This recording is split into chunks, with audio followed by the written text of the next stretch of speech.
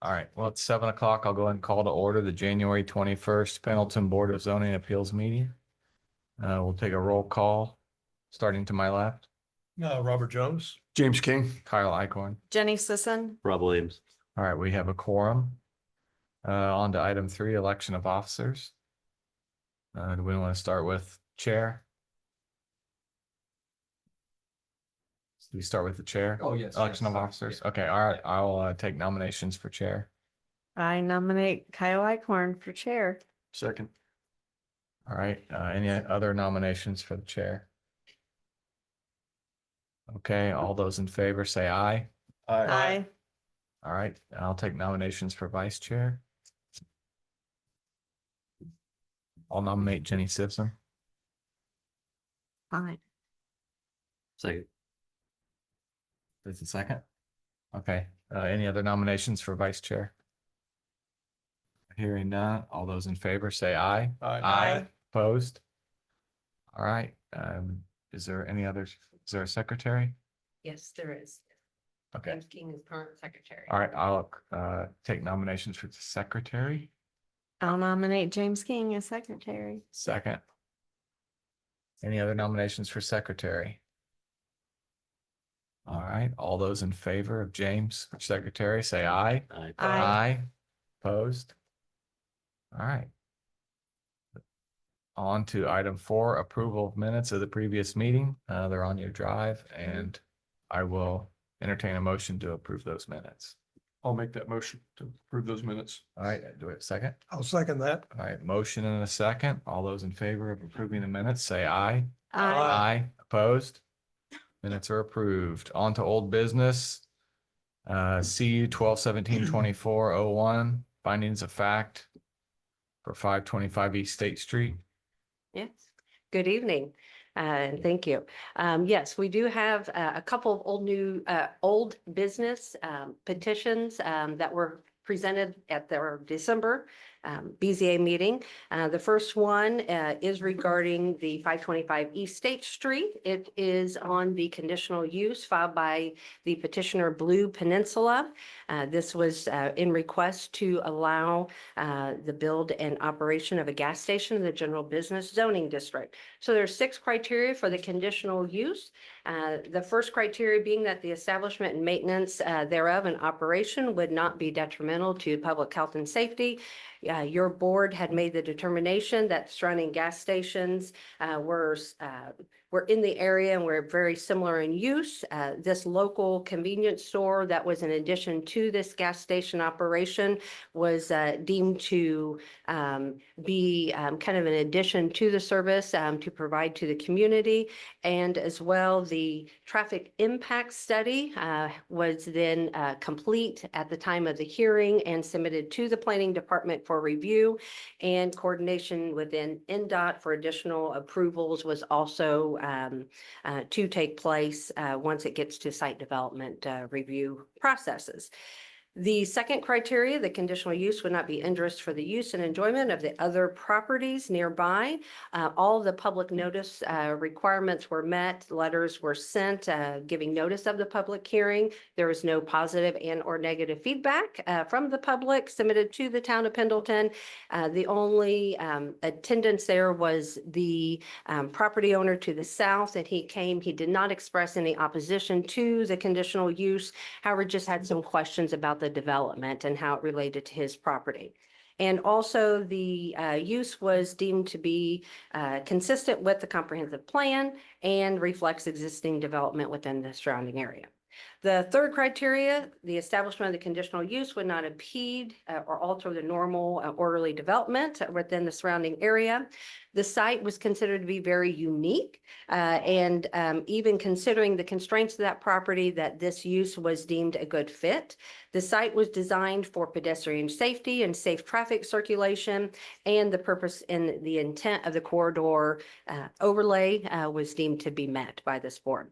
The next criteria is that adequate utilities and access roads, drainage was provided to the site or to be provided.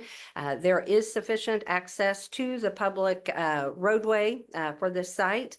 The utilities of gas, electric, water, and storm is available on this site. And even considering the constraints and the easements, we had the railroad easement to the west. We also had some utility storm drainage easements in the center of the property. And then we also had some other access easements off of State Street. The site plan accommodated all of those. And also, if there was any relocation of utilities, that was also being considered and accommodated for. The next criteria is that the adequate measures have been and taken to provide the proper ingress and egress access to that property to minimize traffic congestion. That was deemed met with that full site design that was provided by the developer. Also, there was shared drive off of State Road 67, or excuse me, off of State Street, and then the State Road 67 proposed second access point there was going to be limited to a right in, right out only. And also that access was subject to the traffic impact study and planning department review thereof and its positive findings, as well as that was also to require then also the additional approvals from NDOT.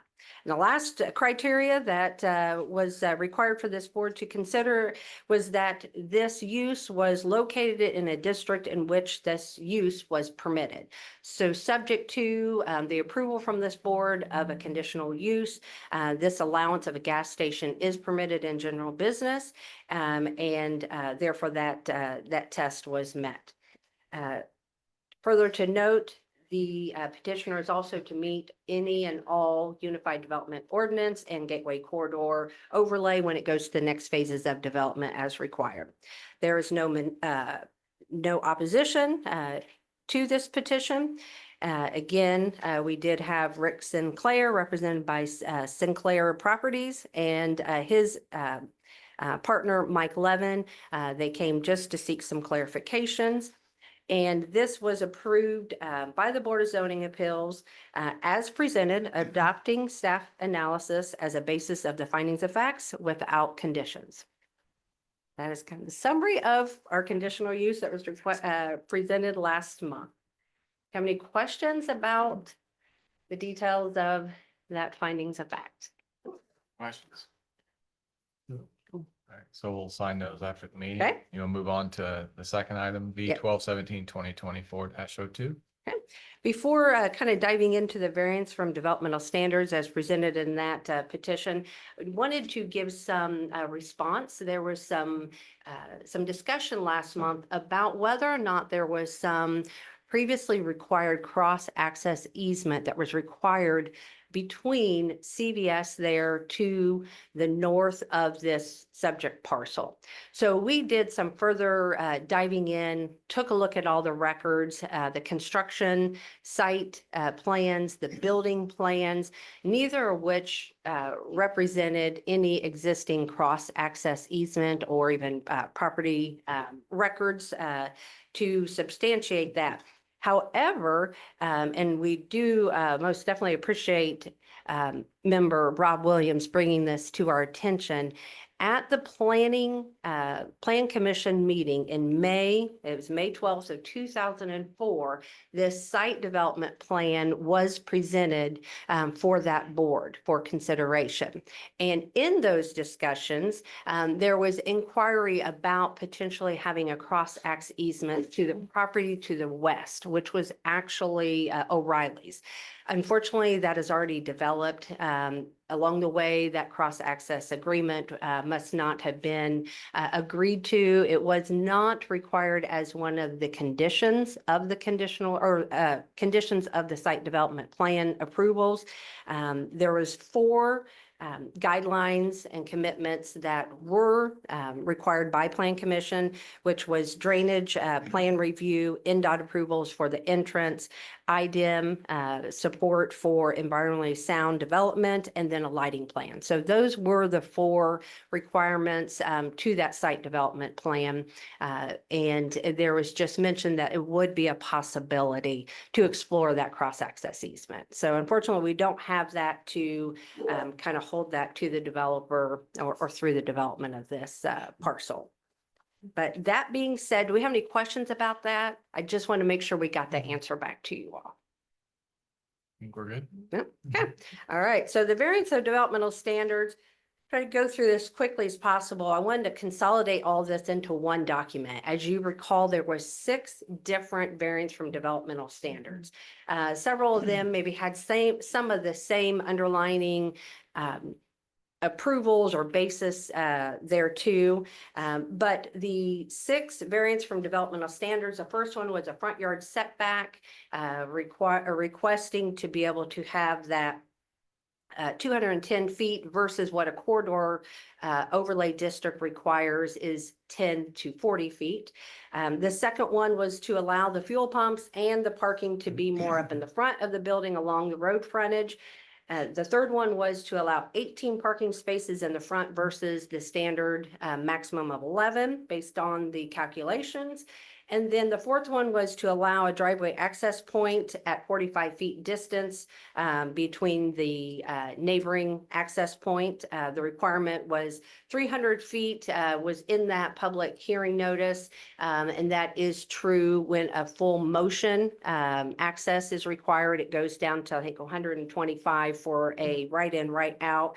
But that was the fourth variance. And then the fifth one was landscape buffer, asking for just isolated to that 10-foot area stretch there between the concrete vent pad and CVS. They needed to have a variance of 10 feet on that buffer yard, and then asking for that full waiver of the foundational plantings. So those being mentioned, those each were not deemed to be injurious or detrimental to the public health and safety. In the findings of facts, I've outlined the support for each one of those. Did want to mention the one specific to the secondary access point is limited to the right in, right out, and relied upon the traffic impact study and planning department's review and approval as such to assure ingress and egress is safe for the public.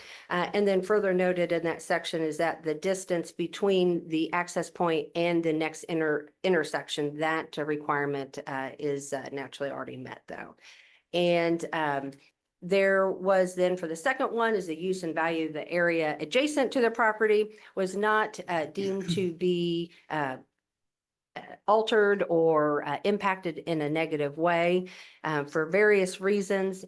If you would like for us to go through each of these one by one, I'd be more than happy to. Do you want me to kind of run through it, or have you been, I know I've put them in there a little earlier for review. Does anybody want to go through them in detail or? I can jump to the conditions, the 2 That's that fine. are Yeah, approved. the Does that sound good? Yeah, Okay, that's fine. wonderful. Okay, so these were all approved. The 4 were approved with no conditions. But the 2 that were approved with conditions was the driveway access point and then the foundational plantings. So the 2 conditions for the driveway access point was that the findings of facts to reflect the planning department to review and consolidate that petitioner's traffic impact study meets and supports a secondary access point and such is concurrent with positive findings in that traffic impact study. The second condition is that should that second access point off of State Road 67 be approved by the planning department, petitioner is to provide a pork chop access at this intersection limited to a right in, right out with proper directional signage as required and approved by the planning department.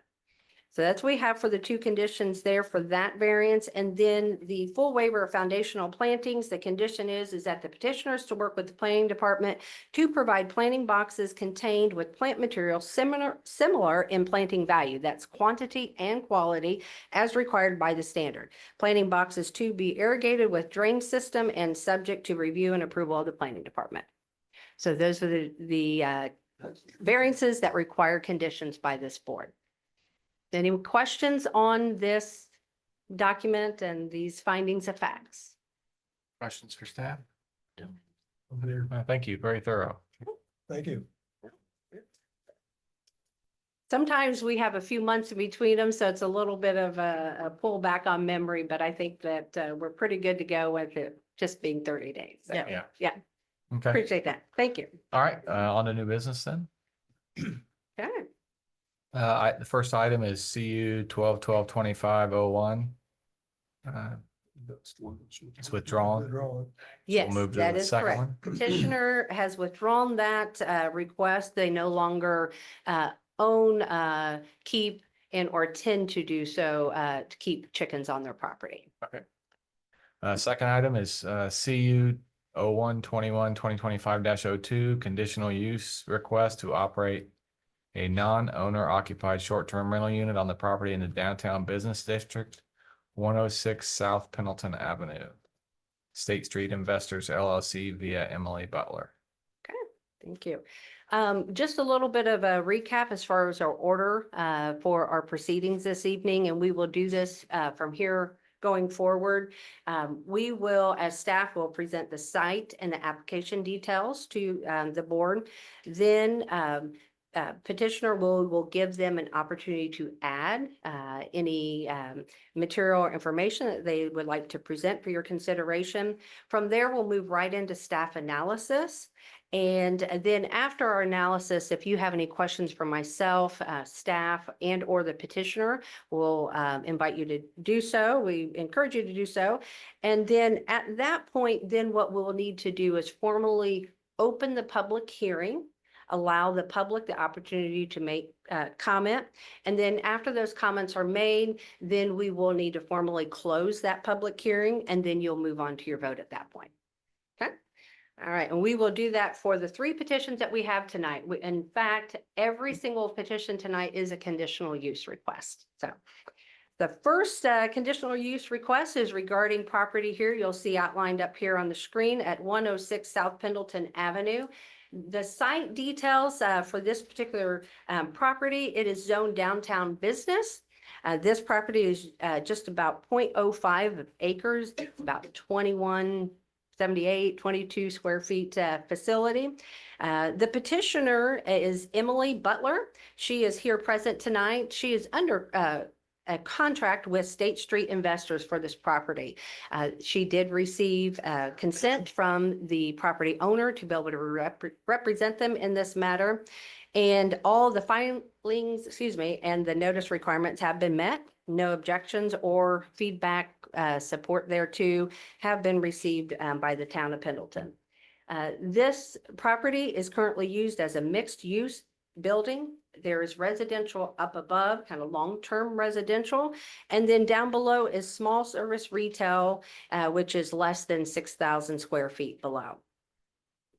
Then towards the rear of the property on ground floor at the south end of the building, it was a previously operated retail service, but now it is unoccupied space.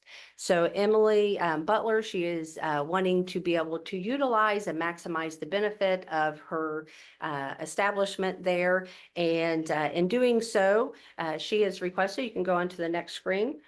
She is requesting to build and operate a non-owner occupied short-term rental unit on the ground floor there in her property. So in July of 2023, Plan Commission and then ultimately the Town Council approved that an accessory dwelling unit for a non-owner occupied properties can be allowed. But what they did is that if it were to be short-term in nature, it required a conditional use. So that is why this petition is coming before you tonight.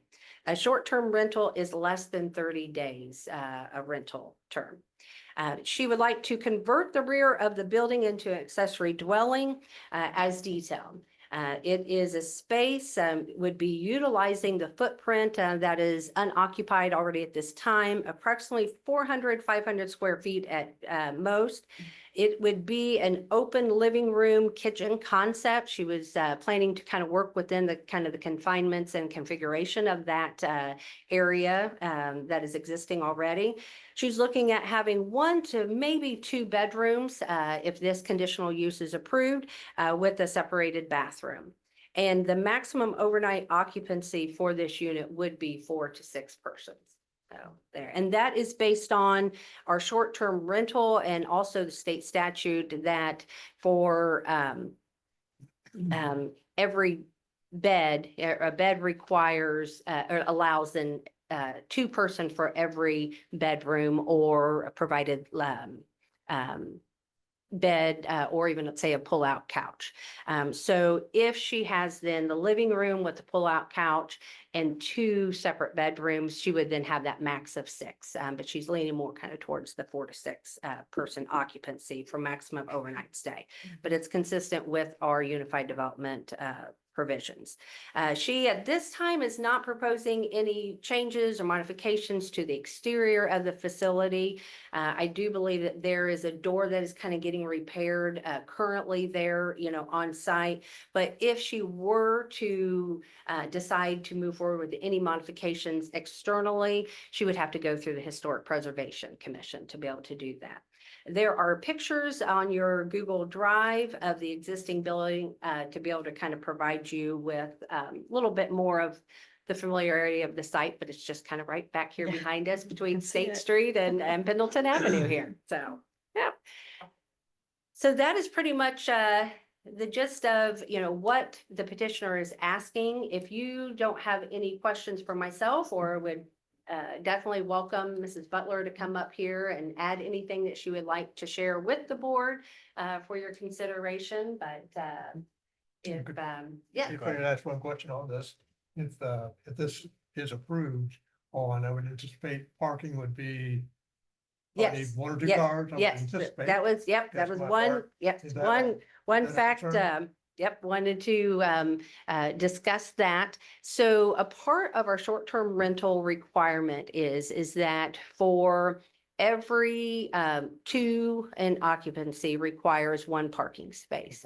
Okay. However, with the terms of our ordinance, it allows for the administrator of the planning department to be able to waive that off-street parking requirement if there is ample, say, on-street parking and or public parking lots available. So in looking at the area, we do have the parking here at the laundromat that is town-owned parking lot. We have the town-owned parking lot at Martin Insurance. They're right off of State Street. That is just west of this property. And then we also have the depot parking lot that is located here behind the gas station here, back here off the alley between Water Street and Broadway. So with those considerations being less than 300 feet from this property, as well as several on-street parking options close and in the vicinity of this unit, we felt that that requirement was met and could be waived. The requirement is to have formal written letter placed in the file. That record is in your Google Drive, and we have provided that in the file for a piece of the record as well. Yes, great Thank you. question. Thank Yes, you. Thank you. Any other staff Welcome. questions? Generally bedrooms, to be considered a bedroom, has to have a window. Is that going to be the case in this unit? Oh. Have a window or a closet? Well, I'm thinking from a fire standpoint Yeah. for being able Egress. to exit out. I know that that's the case with basements. Yeah.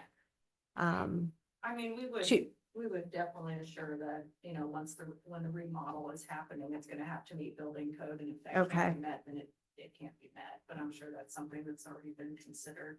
And that will play a factor into how many rooms can go in it, Okay. based on international code.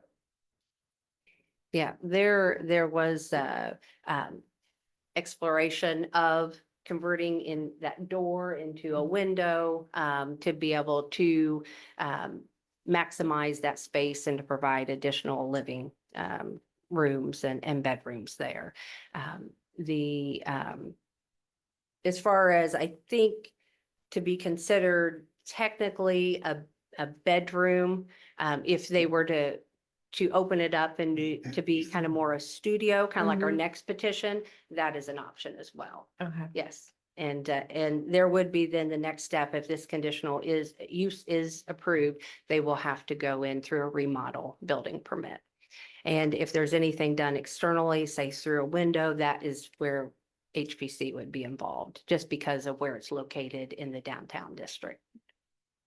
So then it is part of planning to go through that checklist and make sure that Yes, that will happen before it's, approved. and I'm Yeah. just asking Oh, because yeah. this is the Yes. first Yeah. Yep. time No, since we've these are all changed great things, and I want to questions. make sure we're covering all of our health, welfare, and safety. Yes. When it's, and especially when it's in a downtown area, Mhm. but, Yeah, when it Yes. gets its COO, it'll have to pass. both. Okay. Yeah. Okay. Yep, absolutely. So I guess if the petitioner wants to add anything. All right. So the function of the planning staff is to analyze the petition against approved and relevant plans and ordinances, as well as existing conditions and or variances placed upon the site, to present facts and analysis. And based on that analysis, we would like to offer the following comments. Conditional use is not injurious to public health, safety, morals, and general welfare. The proposed accessory dwelling complies with the provisions of the IC 36-1-24 series, that is state statute, and accordance with Chapter 4, Section B of the UDO, which is the accessory dwelling standards. All utility infrastructure needs are present at the site, which include water, sewer, electric, public road access. The unit would be using a separate entrance that is already available on the southeast corner of the building. And as mentioned, the parking requirements are met due to the availability and vicinity of public parking, which include that on-street parking availability. All short-term rental standards and ADU building code requirements must be met in order to obtain that certificate of occupancy that Hannah Rose was mentioning, that would allow them to be able to occupy that space and use it in this manner. And then we also have other applicable regulations that are in place, noise, upkeep, rental registration permit. The noise is governed by town code. We also have an ordinance that was recently amended in 2418, the unsightly ordinance, which kind of controls the upkeep and of the site and the unsightliness of that. And then the UDO Chapter 4, it goes into the process for the rental registration. There's an application process that the operator of the short-term rental would have to submit and keep on file here with the town of Pendleton. Any questions that you have or? Good Yeah. question. Juan, you may have covered this at some point, I missed it on smoke alarms, since people will be sleeping there, do we require those? Yes, when our building inspector, they're going to get that remodel permit application, they're going to go in and they'll have to inspect that to assure that that's provided. Okay. Absolutely. Thank you. Yes. Mhm. Any other questions? All right, go ahead and do the public hearing. It's 7:28. We'll open the public hearing for CU 0121-2025-02. So if there's anybody from the public wishing to speak on this petition, please come forward. Or if there's anyone online.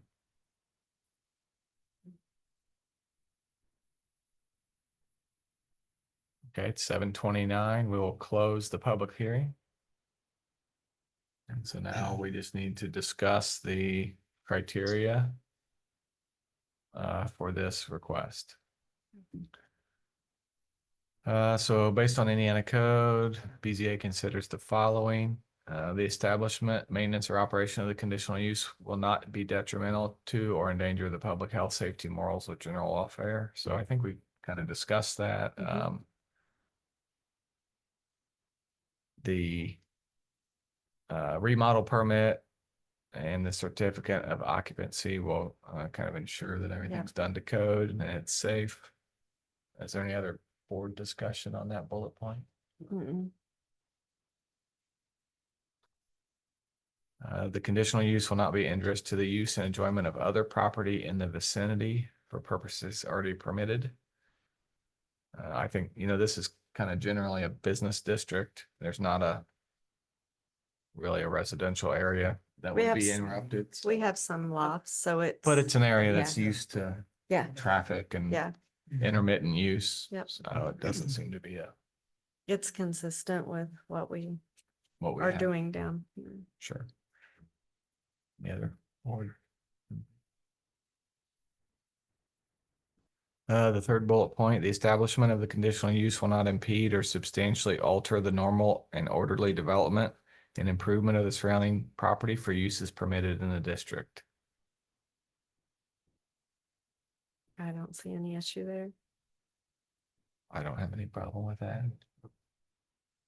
Adequate utilities, access, drainage, and other necessary facilities have been or are being provided. We know the utilities, and access is there. We've discussed the off-site parking is, available in the area. So, you know, if staff deems it necessary to waive that requirement, they can do so. Yep. Adequate measures have been or will be taken to provide ingress and egress to minimize traffic congestion. And so, you know, this site already utilizes on-street parking and it will continue to do so. Mhm. The conditional use will be located in a district where such use is permitted and all the requirements set forth in this UDO that are applicable will be met. And so if this was an owner occupied, or if this was long-term, it would be permitted by right? Is that, If it was, yes, if it was long-term, that is So correct. this use- Permitted by yeah. right, yes. Mhm.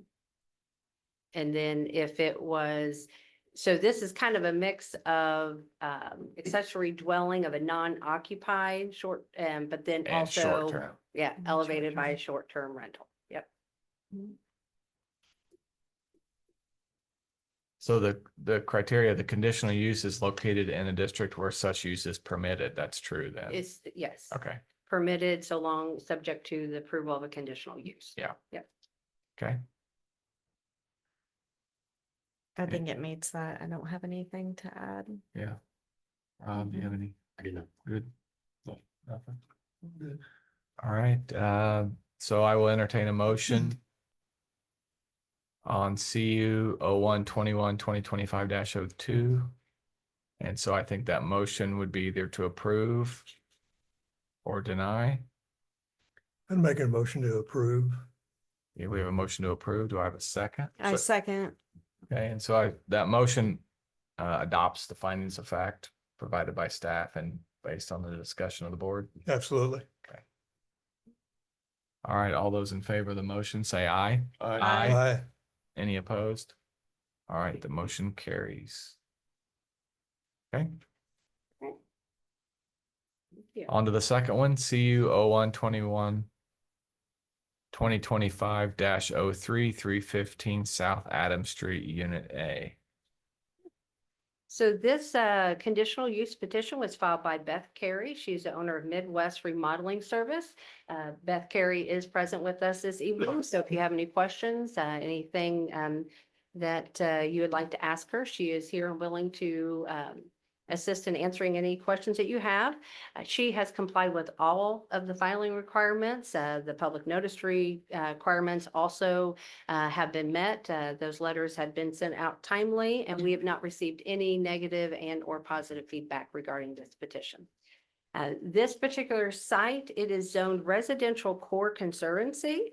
It is a property, as you can see there on the map, that is located in the very south end, at kind of the end of the road there of South Adams Street. The property is 0.16 acres.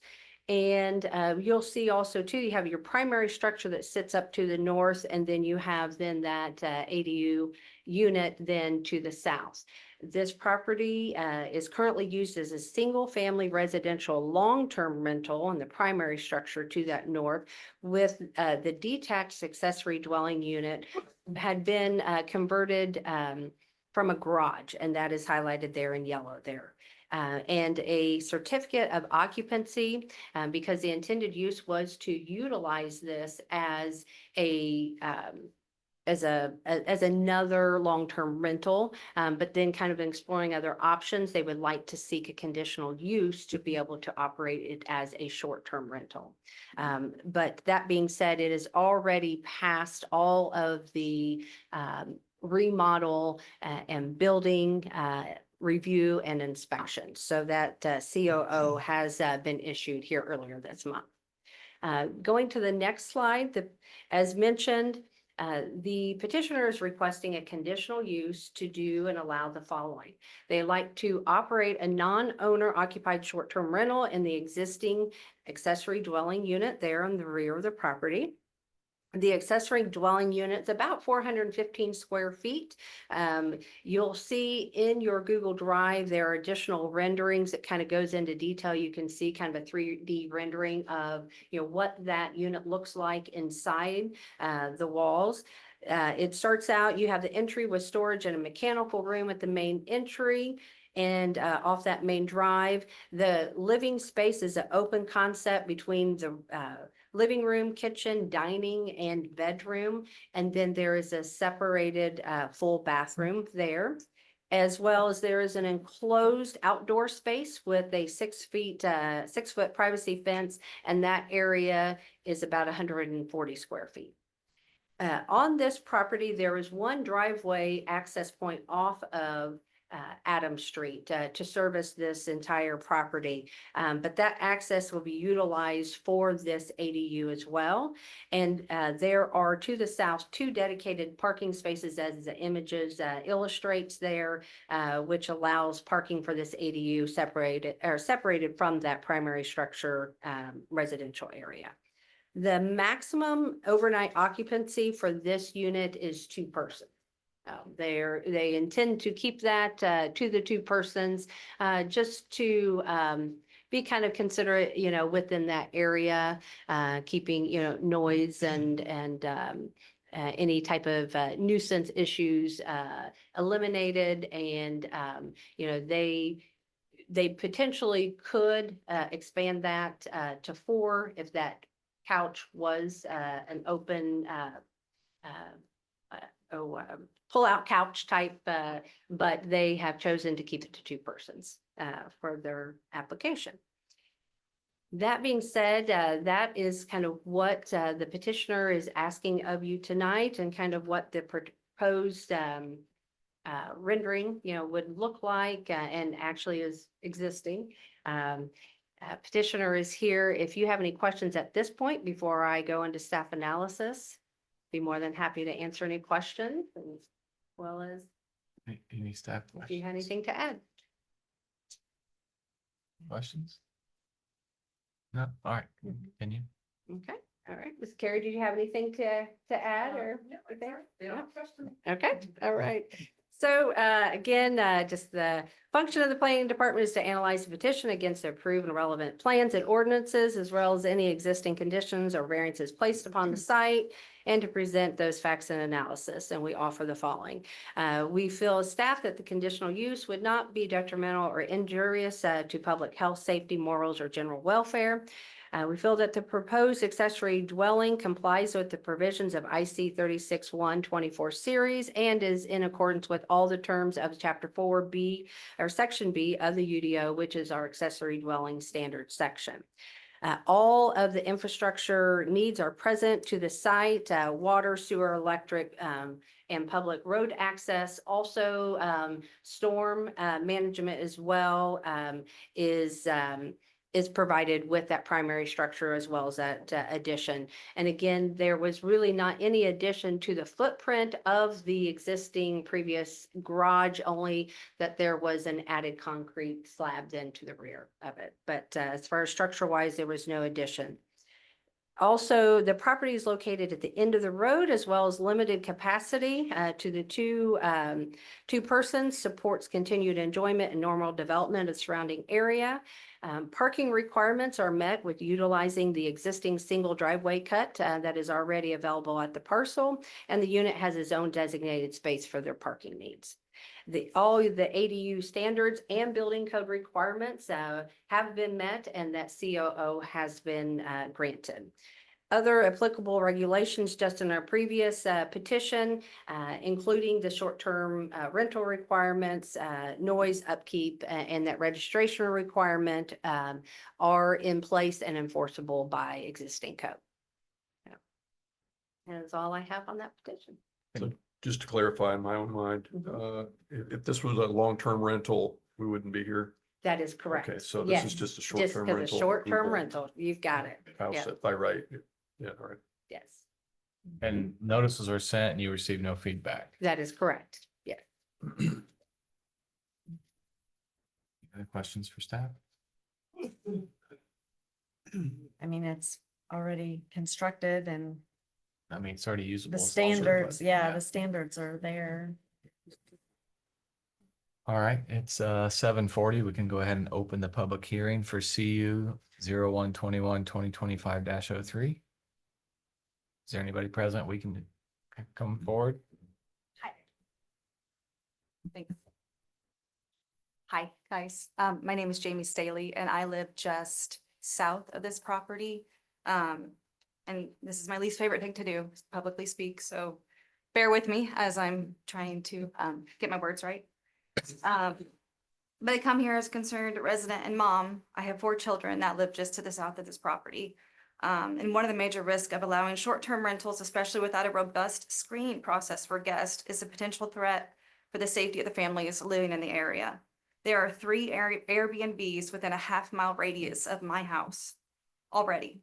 Without the same level of background checks that a traditional landlord might perform, there's a greater risk for renters being involved in illicit activities such as drug use or trafficking. And I have an 11-year-old, a 10-year-old, a 6 and a 4-year-old that I have to worry about their safety.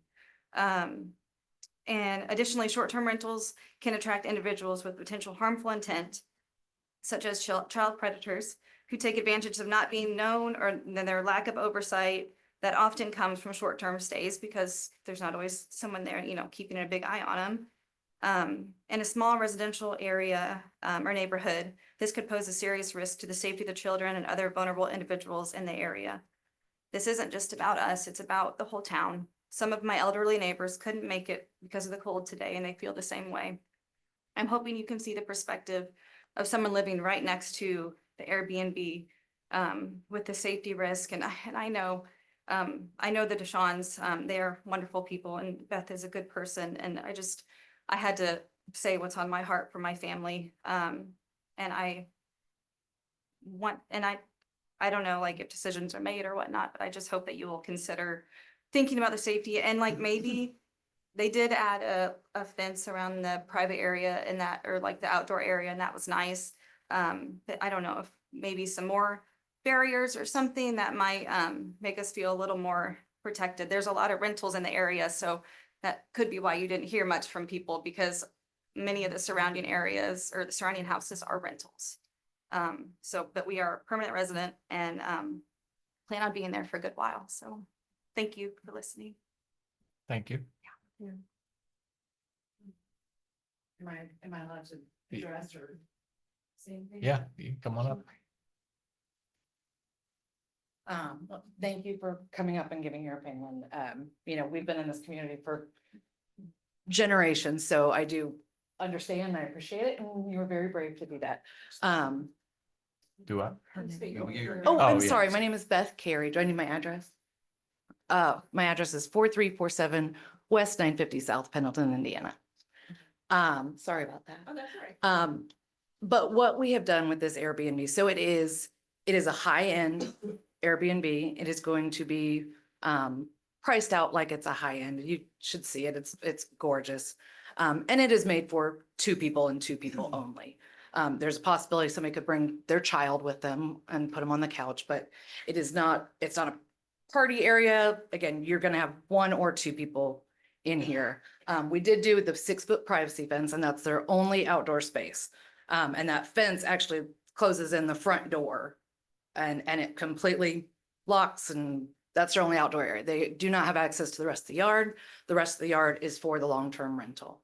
And then I think between our property and yours, there is a fence also on that back property It's line. an open fence, already. like a slatted fence that you can see. Okay. But there is kind of a barricade. So that's what we've done to make this so that the right people are renting this. We're hoping for couples weekend getaway in our small town of Pendleton. That is our goal. And I think we've designed it and built it so that is the clientele that we'll get. What kind of screening process do short-term tenants go through? We don't have anything like that. No, we. Well, I have mean, the registration. owner of the building would, I mean, Mhm. whatever platform they use, Oh, I yeah, don't, is there a Airbnb, process for that? VRBO. They- I'm not sure if they have some sort of built-in screening. app or They if usually that's- ask for driver's license and vehicle and Yeah. license plate. the last Yeah. time I did any of them. Yeah, and then, and if, you're able to be really picky about who you allow to rent your place and look at their past reviews also, and like I said, this is a high-end place, we're not gonna accept guests that don't have 4 or 5 star reviews. That's true. It's kind of a. Yeah, two-way street it is, so, with so Airbnb. property owners, yeah, review the guests. And we put a lot of blood, sweat and tears in this, so we will not allow anyone who has bad reviews. And I know it was mentioned earlier, but we do have, all these short-term rentals are registered here with Yeah. our town. Mm. Yeah. that's what we- And that was enforced in case we end up having police activity, noise that the town complaints. can revoke Mhm. that right, Absolutely. essentially. Yeah. Absolutely. Yeah, and that's an And- annual permit, so it's kind of a yearly review that we would look and see Okay. if there's been issue, with contact, with Yeah. rooms, with complaints, things like that. Yeah, we wanted And to thus keep far, a we've had thumb no on it. complaints. I've worked with the police chief and the police captain to do kind of those reviews to see if there's ever been any issues at any of our existing Airbnbs, and there never has. Okay, That was my question. Thank you. yeah. Yeah, Yeah. yeah, because I was curious when we started the registration program, with Airbnbs that had already existed before our code was built and passed. And even at that point, there seemed to not be any issues. I think she does raise a valid concern, though. You live there 12 months a year. So you're right there. You're the one that has to deal with your neighborhood all the time on that. Chairman, Appreciate your. Acorn, I would suggest maybe finishing the public Okay, hearing all and right. then close the public hearing. All right, And then that's if good. there All right. are questions for staff or whomever. then Okay, all right. Any other members of the public here wishing to speak on this petition or online? Is there anyone online? No one else here. All right, it's 7:47. I'll go ahead and close the public hearing. Go ahead, Bob. Okay. My apologies. No, that's Oh, fine. all right. on that. I think you do raise a valid concern. You live there and you have a very nice place. And this would be a very nice place as well, no doubt. I hear what you're saying and the way we're getting these Airbnbs are getting more popular.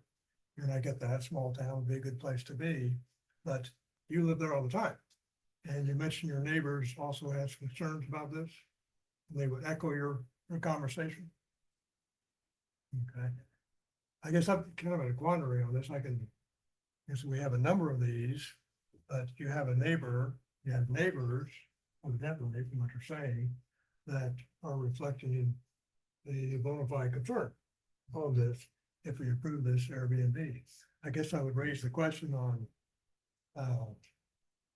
are you entertaining, if we didn't approve that, then it has to play out a long-term rental, where you wouldn't have that. That's a, So yeah, I think it was kind of explained earlier.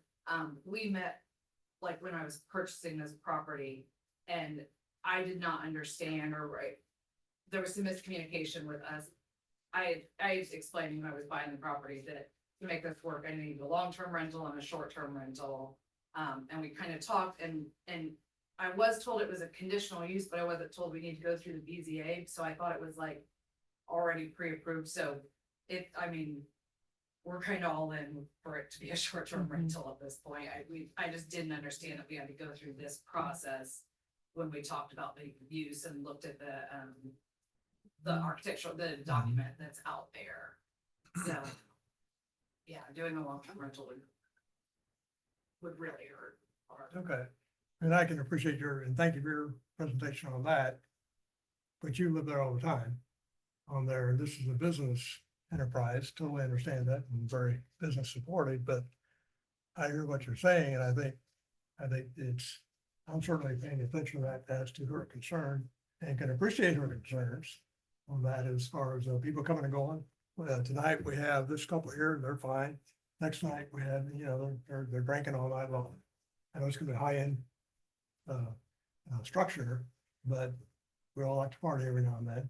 And then how that impacts the neighborhood that lives there 12 months out of the year.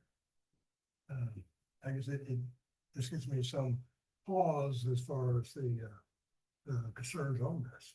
I think We approve it. during our, and I know you don't sit on the plan commission, Kyle and I do, there was a lot of discussion, which is why we implemented some of the checks and balances. And I hear those concerns, the predatory concerns. I think we're all parents. But bad people can be in rentals, bad people can own a home too. Bad people are every socioeconomic status. It's the world we live. But it's balancing that with a property owner's rights too. And not over governing, but governing just enough for the health, safety and welfare. I mean, it's all a balancing act. And I get those deep, heartfelt issues with this. But that is why we wanted all these registered and we could revoke it annually. If there's issues, call the police. They know we have these registered for that reason. Talk to the owners.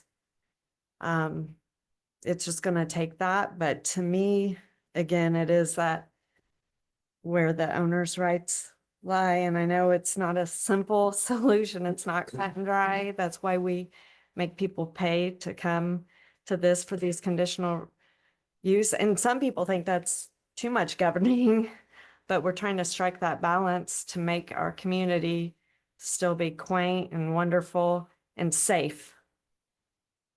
So I do hear you, and I do appreciate you coming up and expressing that, because that keeps us kind of grounded on what we do.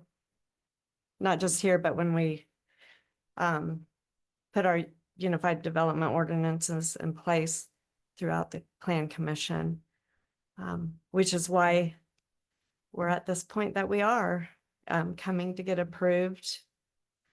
So again, I appreciate all on both sides' thoughts.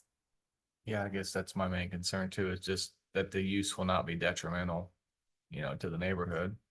And so this annual short-term rental permit, so they come in annually and renew Yeah, that, every or? January, we require the permit to be renewed. Okay.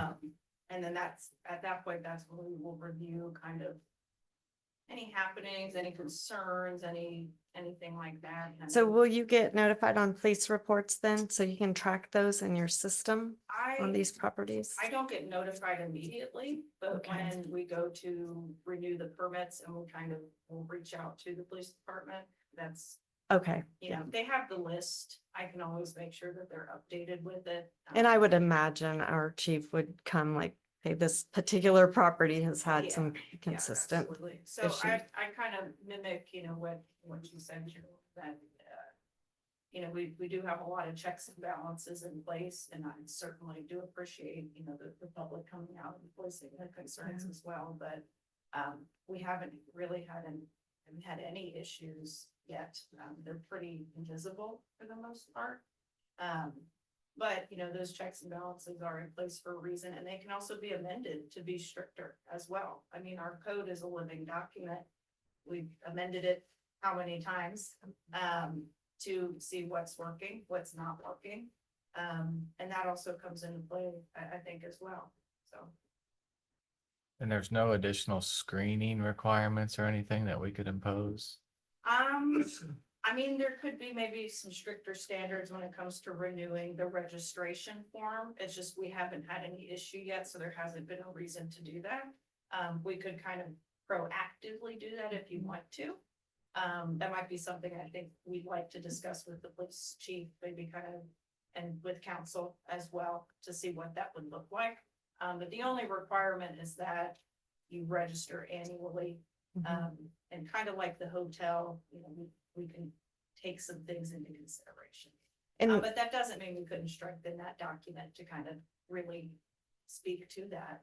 that could be a Do that. condition Mhm. for us to approve parcel by parcel, depending on the layout and setup, correct? Approve what? Or a condition of what? Additional screening. Additional what- screening of renters or additional What screening way? of the owner? Yeah. Cause that gets really close to gatekeeping. Well, I'm Yeah, saying And just I physical have a No, problem no, with gatekeeping. like you're talking gates. privacy. Yeah, we're talking Like gates. oh, you mean physical Physical. Like Yeah, visual physical. screening, Oh, fencing. like Oh, creating a okay. barrier Oh, between the not property. background checks. Yeah, not, Perfect. yeah, I Yeah. understand, yeah, no. Yes. So depending on each parcel, they're all different. Okay. Yeah, you could make that a condition of your approval based on a case. by And that's case. why we bring them up individually for these cases to Yeah. review Yeah. the plat and how it's gonna. Sure. I do have a question as far as the parking. It's a little hard to see from the picture, and I've been back there, but I haven't recently. Usually I make a drive before each of these. So is that just dirt? Is that gravel? It's correct. There we go. Okay, it is, it's just hard to see Yeah, where right the now it's grass. covered in snow, So you we're can't not see just it. driving up on some dirt. No, it's all gravel and we've Okay. added gravel to it and graded it.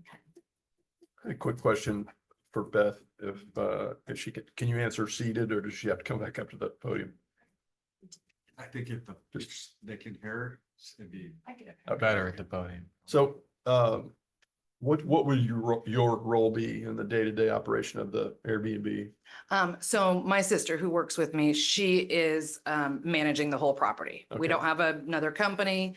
Per the short-term rental, we have to have a sign on the front of the property. It has a phone number. It's her phone number. Okay. And does she Um, greet is the plan for her to greet every check-in?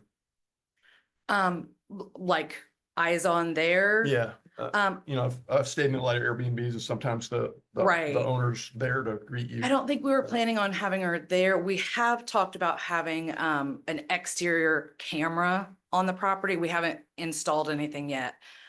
So that she can have eyes on, but like he was saying, for Airbnb, you have to upload your driver's license, give the make and model of your car, license plate number, stuff like that. But I don't think she was planning on meeting them there in person every time. But I live 2 miles away, so Yeah, just curious about that. And, Yeah. so you bought the property, with the intention of having the main unit as a rental, long-term rental, and then a small unit as a short-term rental. yeah. Is there an occupancy rate that's gonna help you break even, or is that? I mean, do you expect to rent it out every night? Or No, we are 2 nights a hoping week? for like 50% occupancy. Yeah. So my guess is during the summer months, we'll have a lot of like Thursday to Monday, Friday to Monday. I imagine it'll be a weekend getaway. Again, it's very, in that fenced in area, we have a little hot tub, like a little 3-person hot tub. So it's meant to be kind of a couple's getaway. And then the other question, and this may be for, I'm sorry, Jamie. Have you heard any complaints from you said you had some neighbors that were concerned as well. Have you heard rumors, complaints? What? Just like the concern that they have. Yeah. So the neighbors just in front of me, so they kind of be catty corner. So there's like an empty lot and then they're in front of me, but not like super close, but within. Oh, I don't know. I don't know. Yes, Yeah, come you on can up. come up. This is very odd. Sorry. Don't be nervous. Thanks. So they live within the 150 feet. They got the letter and I appreciate the letter. Thank you guys for letting us know about it. But she's concerned, she's like 80 something, so she's concerned about the noise level, which I appreciate it being, if it is ended up being a smaller or a long or short-term rental, I appreciate that it's smaller, just like 2 people. But she was concerned also, she worries because she's 80 and she worries about the safety of my children as well. And there's several other children around. So that was her concern, safety and noise level. But nothing that you heard that, the Airbnbs are a problem in Pendleton that. Well, that no, police- because really they're like, I just checked the 3 rentals by me and they're not rented out, but maybe 20% of the time.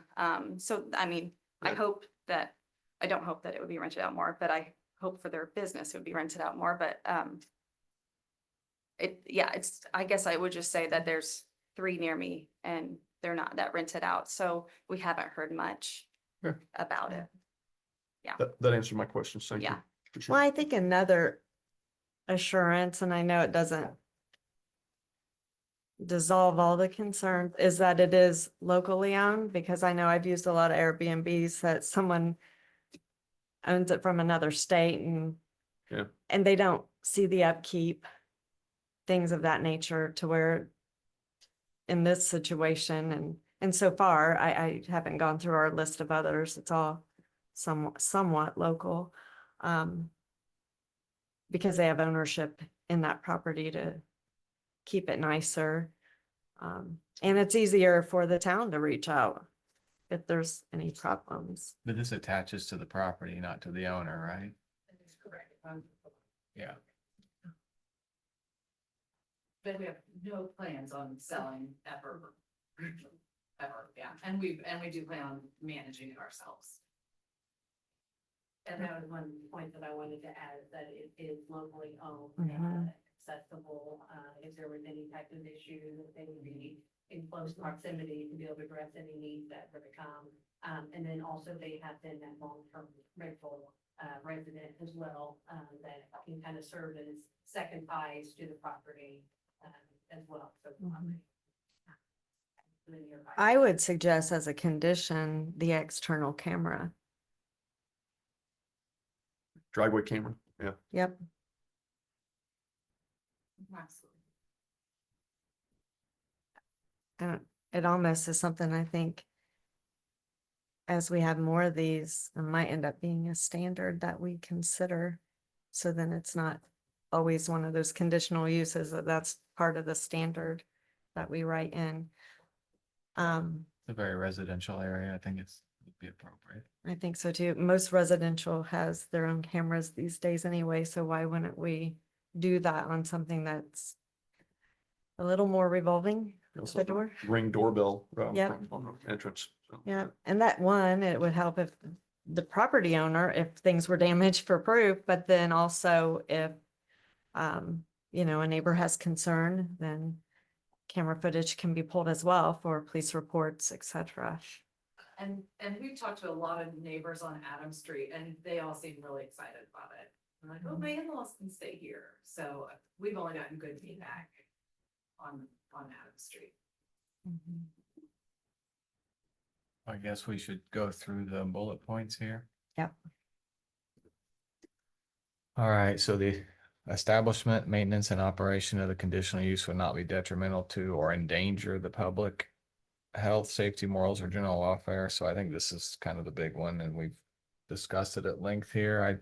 I agree the condition of adding security surveillance, which the owner agrees to, I think is a good idea.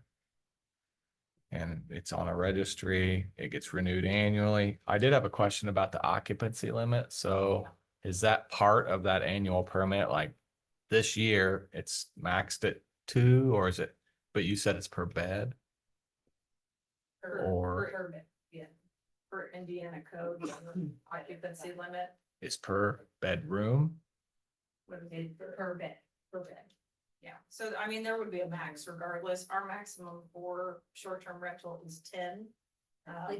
Sleeping areas, yes. So the most you can get is 10, but if there is that occupancy limit that comes, I'm sure with the COO, you can't have 18 people. Yeah, there's probably a square foot per occupant Yeah. written into that, correct? In our code, no, but probably in Milford's code.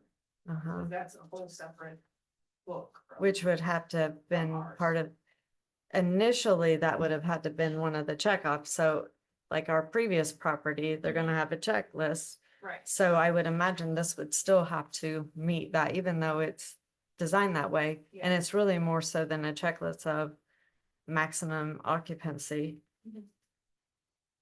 Okay, But it's not on the registry, or it doesn't say like, what's your maximum occupancy. that's something we might consider too We eventually. can add that to it. I think Do so. you think we need to put a max on this as a condition, or do you think the The building configuration probably- handles it? Probably handle it for Yeah. us. Okay, And in most cases, these tend to be smaller Mhm. units or within an existing primary structure that has not occupancy limits. And that would help But I can add it to the paperwork. someone, have a small unit, but they add a bunch of bunk beds and other things just to skirt by. And Yeah. that's not the intent to have it packed like sardines. Right, absolutely.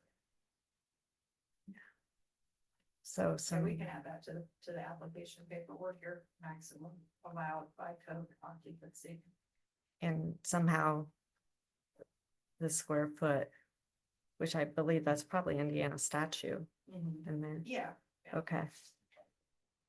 Oh, thank you. I'm sure Brent would know off the top, right off the top of his head. I don't have a lot of Airbnbs in my response area. Okay. Alright. I think we, I guess I don't see why we couldn't just put a maximum occupancy of 4 as a condition. Is there any reason we couldn't? Well, I think doesn't the application say too? The application does not say to. Oh, but so she's just in the willing report. to commit to the condition. Mhm. I mean, you know, if you had I wouldn't, I'd hate to make it 2 if you had, you know, somebody with a kid. Which was presented. Does, yeah, but 4 adults will not fit in there. We are not allowing 4 adults in there. But if a couple came with their kid, Littles. we would want to allow for that. How about And- pets? Are you allowing? Yeah. Some don't, some do. And I would want to be consistent with the Indiana statute anyway regarding square footage too, and Sure. so do you think we should put a condition for occupancy on it? Scott, have you found anything yet? All right. No, it's just- Okay. the fire code required. All the things that are listed except for. I mean, So if somebody I- shows up and they have 3 kids and the limit's 4, then how do We you, would max out at 4. Max if out at people 4. ask, And it would be 2 adults, 2 kids. then I say we write that in. And She's that's- willing. Yeah, we We are write not it doing in. more. Okay. And we will not even do 4 adults. Okay. It's too small of a space. She's willing. I say we put it in on this one. okay, And then in the future, we can work out understanding occupancy. Yeah. Yeah. And thank you guys. This is kind of the first night that we've had a couple of these and since we've made some changes, quite honestly. so we have a second condition of 2 adults and 2 children. Yep, the camera that's okay? condition one and then the occupancy Yeah, I condition would say 2 two. adults, 2 children, or whatever's allowed by Indiana state statute, whichever's lower. For the square Be foot how I would per probably- unit. If there's something in the state statute that says you can only have 2 anyway, I mean, we're not gonna go above that. Yeah, we can't go beyond. That would be the condition I would propose, 2 adults, 2 children, or what's allowed by the Indiana state statute, whichever is less. Okay, I like that. Mhm. I think that helps address the first bullet point for sure. Okay. All right, next, the conditional use will not be injurious to the use and enjoyment of other property in the immediate vicinity. I think that kind of goes with the discussion we just had, limiting the occupancy, having the Cameras, surveillance. the annual the annual renewals. process. Yep. Any other discussion on that? Yes, the question on that Jamie has mentioned as far as the enjoyment of her property and her neighbors that you're referring to, they recognize they're not here this evening. On their discussion, I think that, how many Airbnbs do we have in town? Do you have any idea on this? How, 8. I know they're popular, but 8. That's it. I'm sorry, 18? 8. 8. 8, okay. But I guess where I'm, you get enjoyment of neighboring property. She's come to the meeting on a cold winter night, 0 out there to express her concerns, and I'm listening to that. Where she's saying, I understand the discussion Mhm. on this, the business end, nothing against you, I don't mean it that way as a business, and that did a great job in her presentation. But I'm really listening to what Jamie is saying, that she lives there year round, she's come out on a cold winter night to express her concerns. And I'm reflecting on that. And it comes up on at least on one item there, when enjoyment of your property. She's reflecting that she has a concern about the enjoyment of her property and she lives there year round. So. I hear you that have a as hang up well. on that. Which is why I feel like in the last year, we've spent time to really wrap around as much ordinances as possible without also encroaching on an owner's right to the use of their property as well. And This is striking helpful. that, Yeah. striking that balance. I think it'd be different if it were a 3-bedroom house with a pool and all that, that lends itself to people showing up and having a viral party. You know, this is a very small, end of the road, single car driveway, place that doesn't fit very many people, as we've discussed, so. I appreciate you coming too, and I understand I've got kids and grandkids, so we all do, I think. Yeah. Any other discussion on the second bullet point? I do. The establishment of the conditional use will not impede or substantially alter the normal and orderly development and improvement of surrounding property. I mean, it fits, I it's, think we're touching on that. yeah. We have touched on it. Adequate utilities and access and drainage, you know, that staff did a good job of reviewing all of that, and the renderings, show the parking. I think that's well taken care of. Adequate measures have been taken to provide ingress and egress. You know, it's pretty minimal traffic. And basically one, maybe 2 cars at a time back there, so I don't really think it's seems to not cause traffic issues. Mhm. And then the last item is the conditional use will be located in a district where the use is permitted, and all of the requirements set forth in this UDO will be met. So yeah, they'll go through the typical short-term rental process. I guess, is there any other board discussion or questions for staff on the petition? I don't think so. So we've got a first condition. So if we're gonna entertain a motion to approve, deny, or continue, we have 2 conditions out there. The first one is to have 24-hour surveillance of the property. Just the camera. Camera. Yeah, yeah. So first condition would be a camera. Video surveillance on the property, I guess. How's that? Yeah. It's not active, Yeah, like someone watching. yeah, video. Yeah. Recording. And then the second one would be maximum occupancy at 2 adults and 2 children, or a limit imposed by state statute, whichever is less.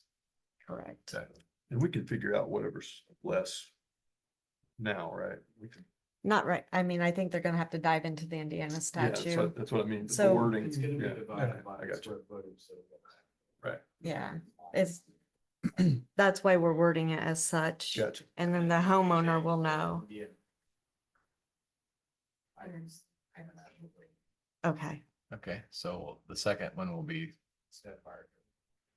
Okay, yeah, it'll be 2 adults and 2 children, or a maximum imposed by the International Building Code, whichever is less. Mhm. Okay.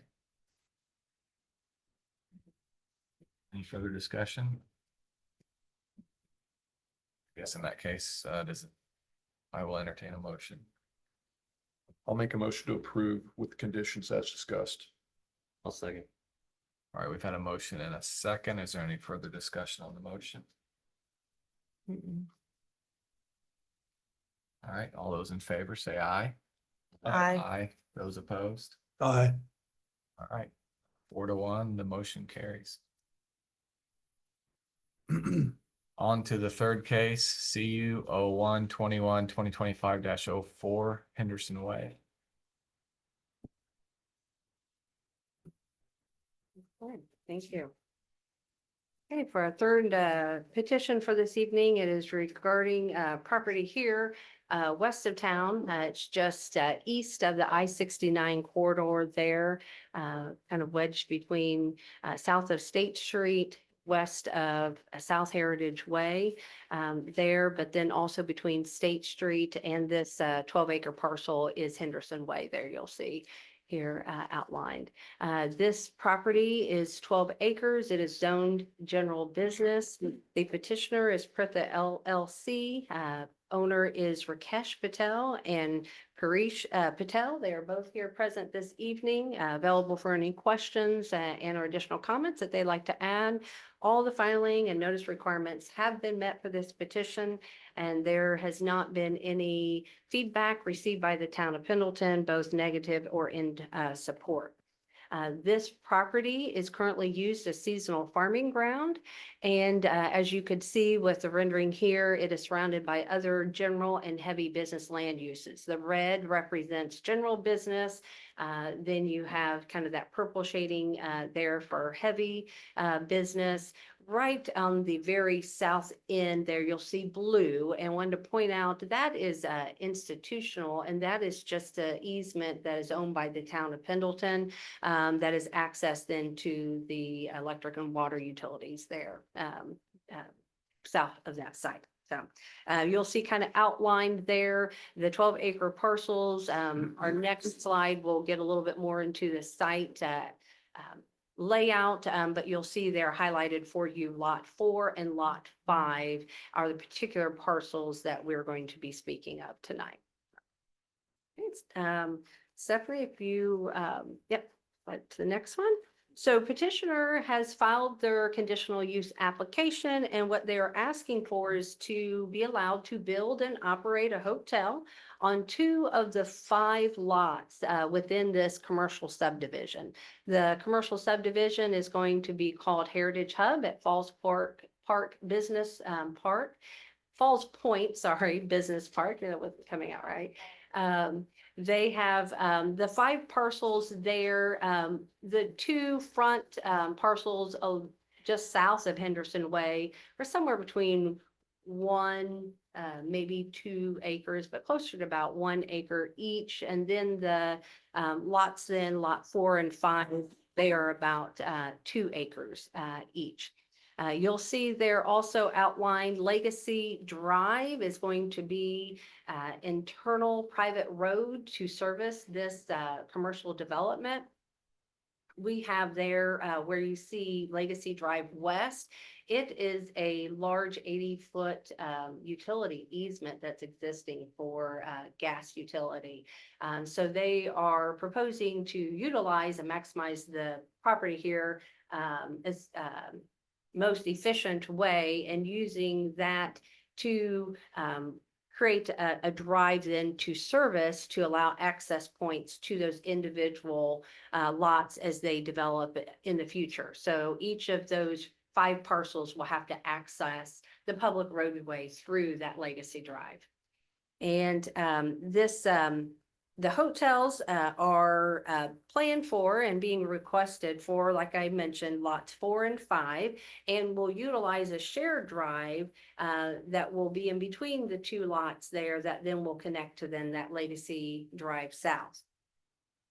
There have been prototypes that have been provided there in your Google Drive.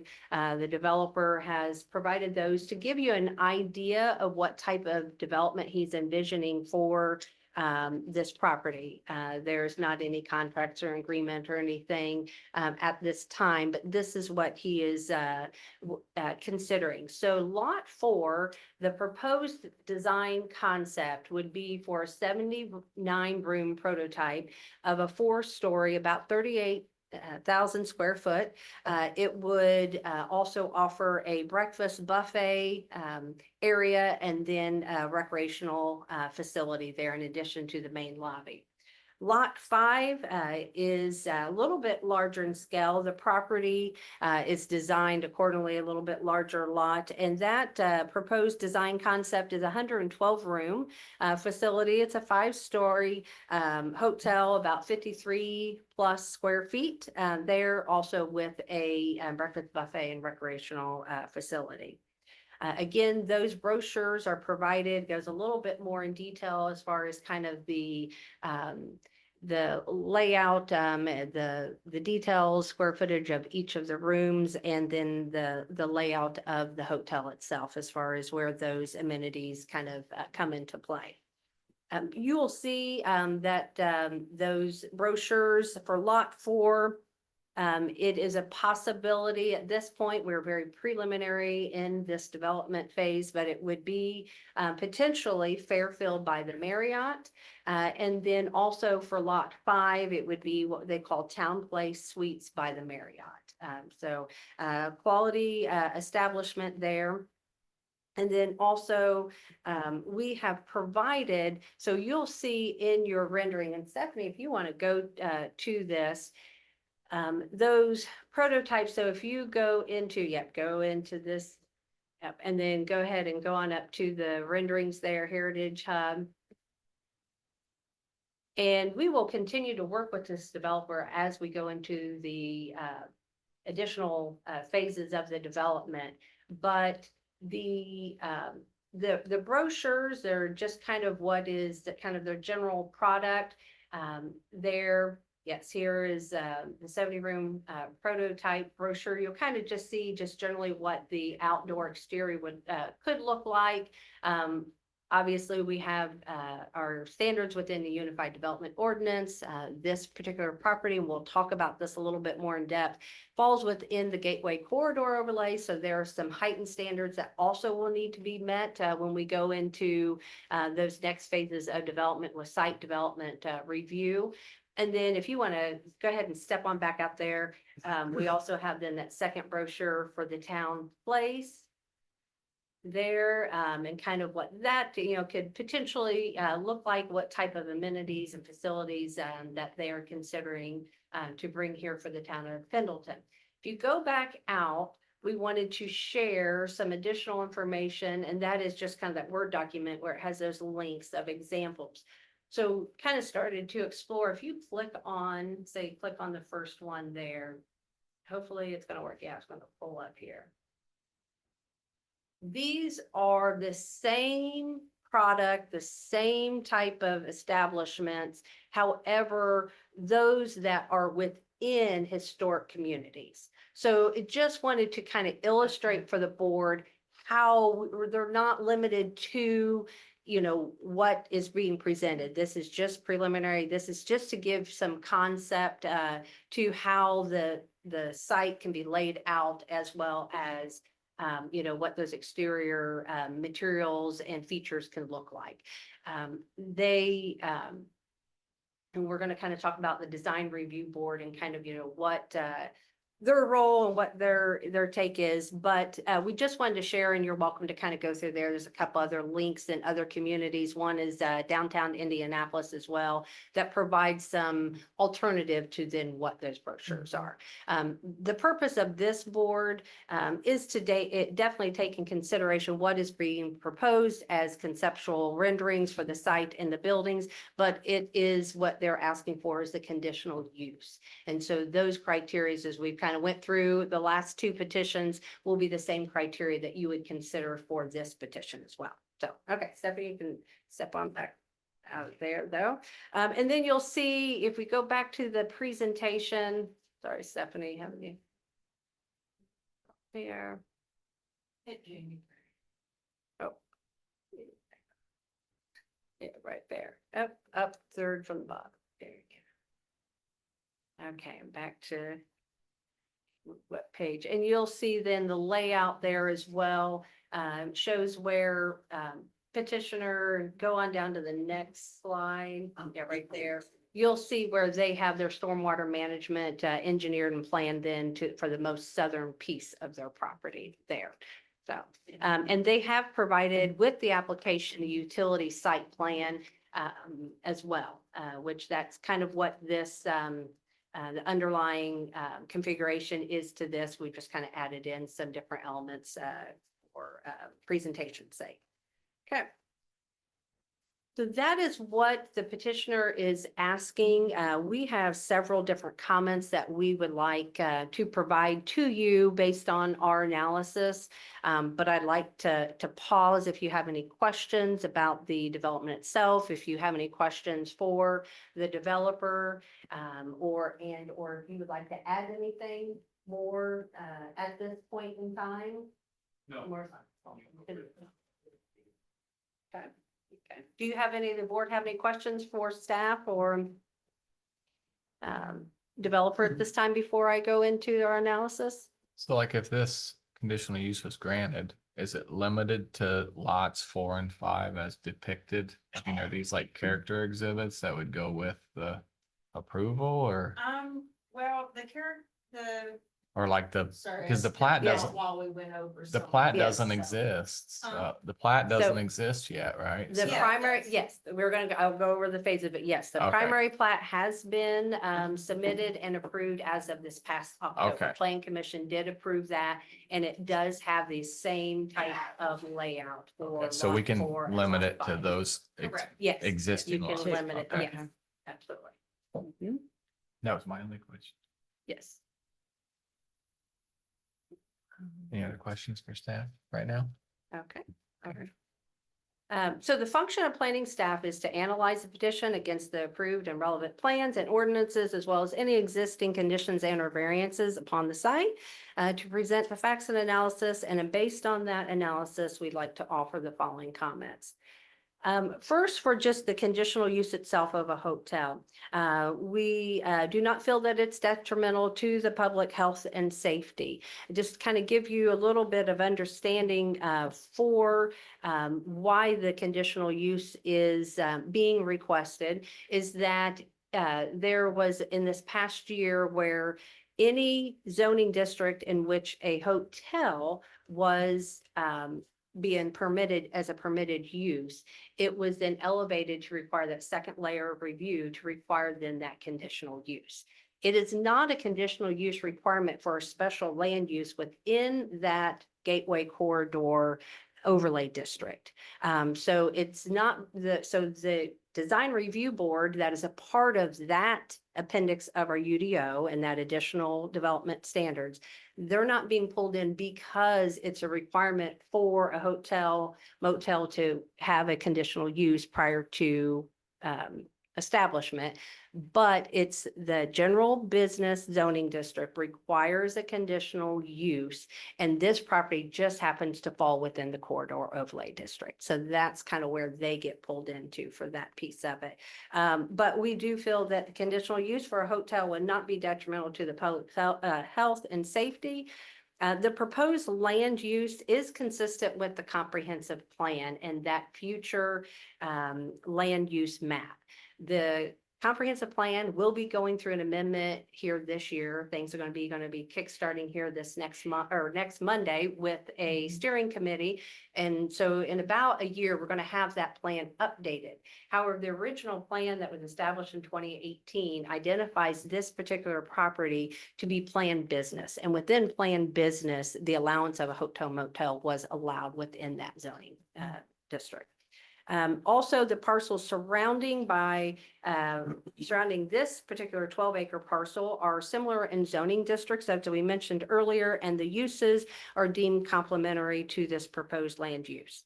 All the infrastructure needs are available to connect, to run to this site. That would be electric, water, sewer, and or natural gas if they decide to bring natural gas into their facilities. And if it is not already there, it will be provided for this 12-acre commercial subdivision. Also, stormwater management has already been taken into consideration. We do want to reiterate the fact that the primary plat, which requires a lot of those main utility connections and so forth, have already been engineered and approved by not only the Plan Commission, the Planning Department, as well as then our town consultant for stormwater. And then also they will be providing public sidewalks and trails as planned for by the town of Pendleton. The developers to construct that private roadway, that Legacy Drive, it will service all those internal 5 lots, which will minimize that traffic congestion on the outside of the property. That way we're not having several road cuts off of Henderson Way and South Heritage Way. And lots 4, as we also mentioned, they're going to have a shared drive between those 2 parcels and will not be allowed to have access point off of South Heritage Way. The parcel is within the zoning district that permits proposed use subject to a conditional use approval by your board. So it's kind of the same as our last couple of petitions. The subject property, as mentioned also, is in that Gateway Corridor Overlay District with Design Review Board recommendations provided in the record. So those are provided in your Google Drive. You can pull those up. It's labeled DRB, and those three recommendations are provided there for your review. But we're going to kind of dive into that a little bit tonight. And those three members are Loretta Gray, Cheryl Ramey Hunt. She is also a member of the Plan Commission. And then our third member is Shelby Sheff. So those are recently appointed members. So prior to summarizing the recommendations provided by those three members in this newly established board, we would like to give some background information that we feel is very important to share with you. To start, the following is a timeline to give you kind of an idea of not only the petitioner's development, but then also how it falls in line with the development of this new Gateway Corridor Overlay District standard, which again is that companion document, that appendix to the Unified Development Ordinance. So basically the timeline, in late 2023 to early 2024, the property developer has been, and that subject property has been under vested planning and development by Pritha LLC for this commercial subdivision. And they, inclusive of these hotel establishments for lots 4 and 5. In July of 2024, then the conditional use for a hotel was recommended by Plan Commission and then ultimately approved by Town Council. Followed up by then September 2024, the Gateway Corridor Overlay Standards then were established and approved. Followed up by October 2024, as we mentioned, the primary plat had been completed at that point, presented to Plan Commission and approved by that body. And then in late December, mid to late December of 2024, Town Council then appointed the 3 members that are affiliated with that Corridor Overlay District standards. And so from there, we've had the holidays, right? And so then reaching out to them and coordinating a time that we can bring them in as staff. We met with them on the 7th of January and the 14th of January. So this is the first petition that board has been really fully kind of exercised. So we met for 2 hours plus the first time, 2 hours plus the second time to be able to orientate them with this planning document that is new to the town of Pendleton. So as you can imagine, there's a lot of, substantial amount of information about not only their planning processes. They are going to be involved for any property that is in the corridor. They're going to be involved from conditional use reviews to variance from developmental standards, site development, as well as our rezone requests and primary plattings. So in addition to learning all that, they also had to understand then their roles and responsibilities of that design review board. And then it applies to those reviews of the applications once they come in. And as mentioned before, and I know we've talked about this in prior meetings, this board is to review the design, the physical kind of features and amenities that those new construction and or existing that might then be expanded beyond that 25% threshold. So they're going to be reviewing the design, not so much the land use as what your board's responsibilities are. And so as they are filed, those petitions come in, they are properties within that corridor, then they are to determine if the purpose and the intent of that planning document is met. So in working this new chapter of the UDO, this is a learning process for all of us. And with our petition being a conditional use, as we all know, when those conditional use comes in and sometimes even rezones for those land uses, we may not have a substantial amount of information. So those renderings that we might have, it may just be based on the use, and some renderings that we provide, just some basic renderings, images of the site zoning and whatnot, and not a lot of the actual physical design elements of those structures. So getting into it and kind of bringing them in and start looking into it, then we realized that it was needed and appropriate that we need to have some minimum I say standard, but some minimum amount of rendering that we can kind of provide them that they can make their determination. So that being said, here we are, a week or two before our meeting, up against timeline. A petitioner has provided everything that they were required. They've met the standard and they've met them timely. So keeping on that time frame, we wanted to make sure we brought this to you this evening, presented. They've done their due diligence. We just wanted to kind of explain to you that we had reached out to petitioners here this past week. And we want to not only thank our board members through being patient and working through this new process with us, but also petitioners were very responsive and very quick to try to expedite as much information as possible. So those renderings, those brochures, those site layouts, secondary plat that's even kind of preliminary that is in your Google Drive as of today, they wanted to do their best to be able to provide that to you, to be able to give you as much of a concept of what this development, can look like. So that being said, back to our design review board reviews and recommendations.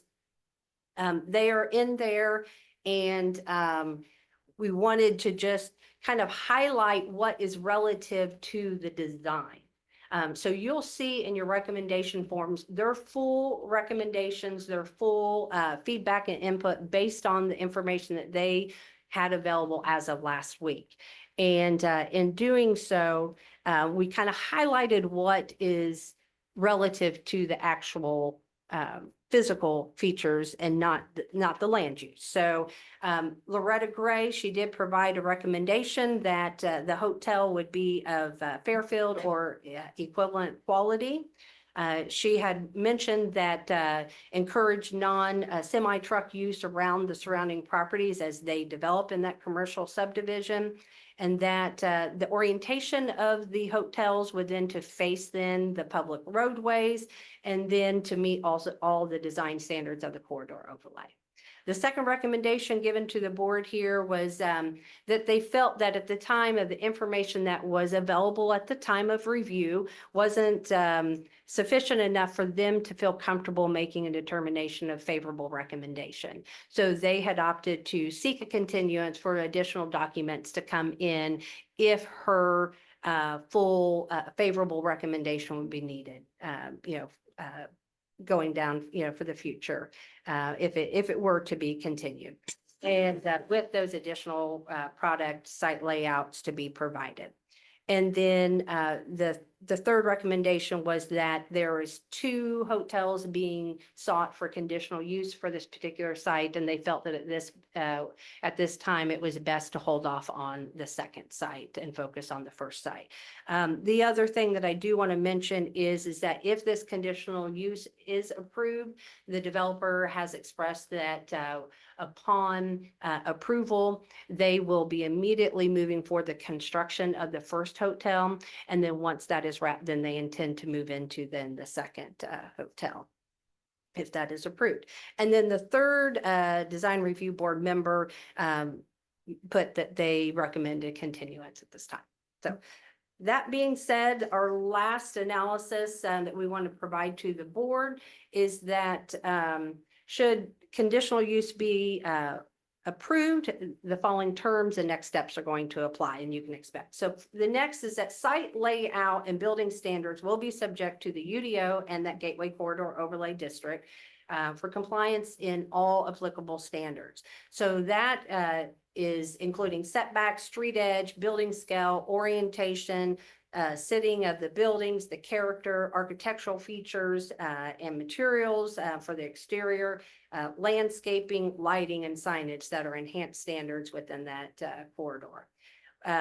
They will also then, as each lot develops, they will submit a site plan review in addition to their secondary plat that they will be submitting. Their secondary plat will provide a lot of these details as well. And then at site development plan and building permit will add in all those other extra checkpoint lists. And also that design review board will be a part of those reviews as well, in addition to the technical advisory committee. If by chance in those processes, there is any standard that cannot be met, then they would have to come back to this board to seek a variance from development standards. And then if the conditional use approval, just note, this is just by the nature of the statute and also outlined and expressed in our UDO, that approval is void if construction of the structures relevant to the approved conditional use has not commenced 3 years within the approval of the conditional use. And also, kind of very similar to our short-term rental process, we have enacted here this past year that there is our ordinance 24-17. It is also in your Google Drive, and that is where an owner operator of a hotel must comply with the chapter 112 of the town code, which is the hotel and places of public lodging registration. So this is a annual hotel registration license process that we go through. It's an annual fee to this as well. So if a certificate of occupancy is approved, they will have to submit for this license. They have to renew this every year, and it is approval is subject to 2 matters. One is what they call calls of service. There's a ratio that's established. So that would be if there's any calls for dispatch or criminal activity or whatnot concerns, those all get calculated and it has to be under that ratio. And that's based on the amount of calls and the number of rooms within the hotel. And then also innskeeper tax. They have to maintain and keep up with innskeeper tax to be eligible for renewal of that license each year. So those are kind of the safety nets that kind of been put into place and next steps that they would have to be in compliance with in order to continue use in this manner, if it's approved by your board. So that's it at this time. I'm sorry, we had a lot, but things that we felt like that we needed to share with the board. Okay, I have questions. You want to Yeah. do them after? Should we Yeah. do them before the public hearing? Let's do after the public hearing. Okay. I'll wait until after the Oh, public okay. hearing, sorry. It's getting late. I'm forgetting my order. All right, it's All right. 8:42 PM. I'll open the public hearing for CU 01/21/2025-04. Is there anybody present wishing to speak on this petition? Is there anyone online? Okay, nobody? All right, it's 8:43 PM. I'll close the public hearing. All right, questions for staff? And again, this has been a long process. The first time we've had this presented, not the first time that Pendleton has ever had it was a motel in years past, Sure. long time ago. I feel like it is written somewhere, and you'll have to refresh my memory, that this property cannot become like short-term housing. And Yes, remind me where that's, that is in that ordinance. It is in that 24-17. ordinance. Yeah, that okay, hotel, I feel like we need to places and lodging. That's the Yes, license work. yes, that- state that out loud. Yes, that is one Okay. of the calls for service or conditions. Yes, yes. Yes. It could be unsightly, it could be, yes. Okay. Or, And good point. this is, it really applies to a lot of structures. When we have a business that comes in and say, they're not fiscally good stewards of business management and they go out. We have a building that's just setting, what kind of recourse do we have? I know we have ordinance for unsightly, things growing up, but when it becomes blight, when you have an empty building, it's not a good impression. And again, it's not these petitioners specifically, but because this is the first time, it's a very big carbon footprint in our community. I feel like we need to have those discussions on if we have designed any recourse for that. Well, I think we're looking to establish an abandoned building ordinance if we don't already have one. We might have one that's very old. Okay. Probably needs some updating. We're updating our citation process anyway, with Rob and his team. So we can certainly look into that, but as of right now, the only thing I'm aware of, Denise, if you're aware of anything else, let them know, but is our unsightly, unsafe, ordinances where we do most of our citing. But we have talked about, adding a abandoned building ordinance. If we don't have one, there's a couple structures in town that have been abandoned for quite some time. Yes. Or what I would call abandoned. So that is something we've discussed and will be on the horizon. It's just not in place right now. I feel like it's something we need to expedite, and not just because of this particular parcel, but because of the large footprint it leaves. Yeah. It's a good time to bring it up and get that in place, because when buildings go empty, it's not just unsightly, there's a plethora of issues that Blythe leaves. And I know some are tied up in management contracts, and I feel like that's something we need to grasp. And if we can stop it, and that's a condition, or because it does allow for the building to sit there.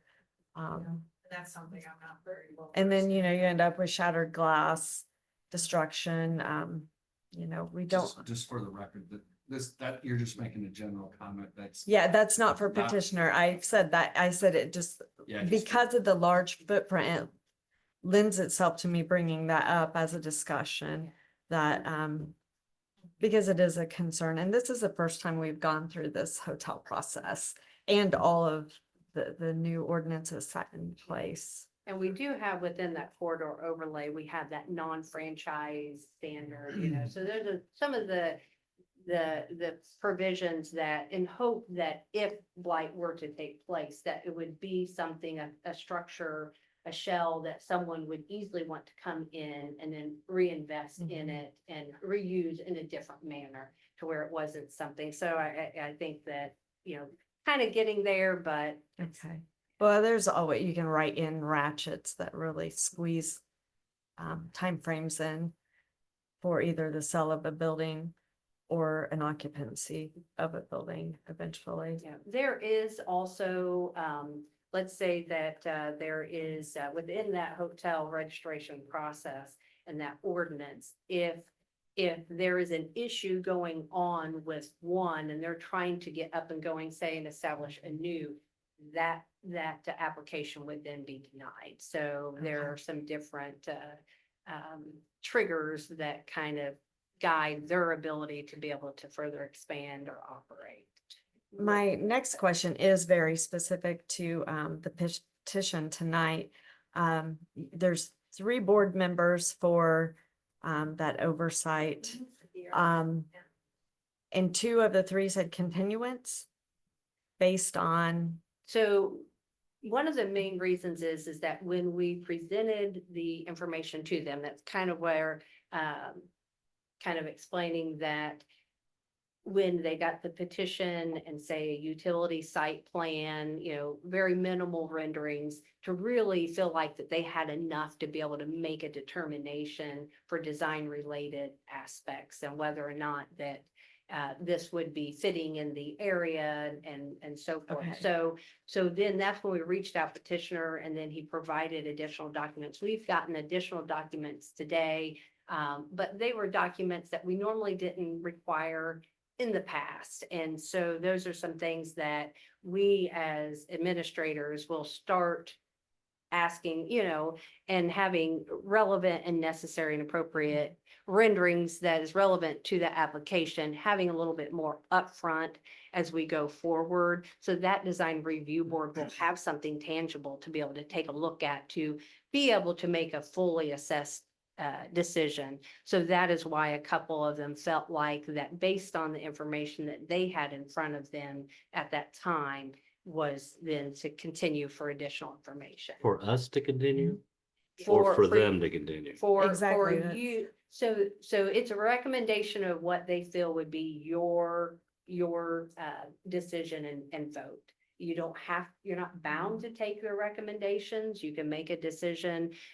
Their recommendation is based on more the design elements of what is being provided for development within the corridor.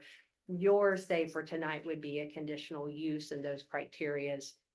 that it built can upon, even happen. embedded. Yes. So exactly. my thought, and I think Rob Yeah, is. I li- feel like I it's need a flow chart. Yeah, it's I'm like lost yes, somewhere in this. cart So- horse, because we can approve something, but if it doesn't get approved by that board, Like, does that It board still won't approve be or do they built. advise? They're just advisement to. They're an advisement. To us To or your board, to? to your board. Your board Sure. makes the vote on the conditional use, and they're just giving recommendations on their analysis of The aesthetics of the aesthetics. building. Yes. But Gotcha. we're not approving the aesthetics of the No. building? You're not for the Seems kinda- And condition. that doesn't make know. any sense to me It's whatsoever. new.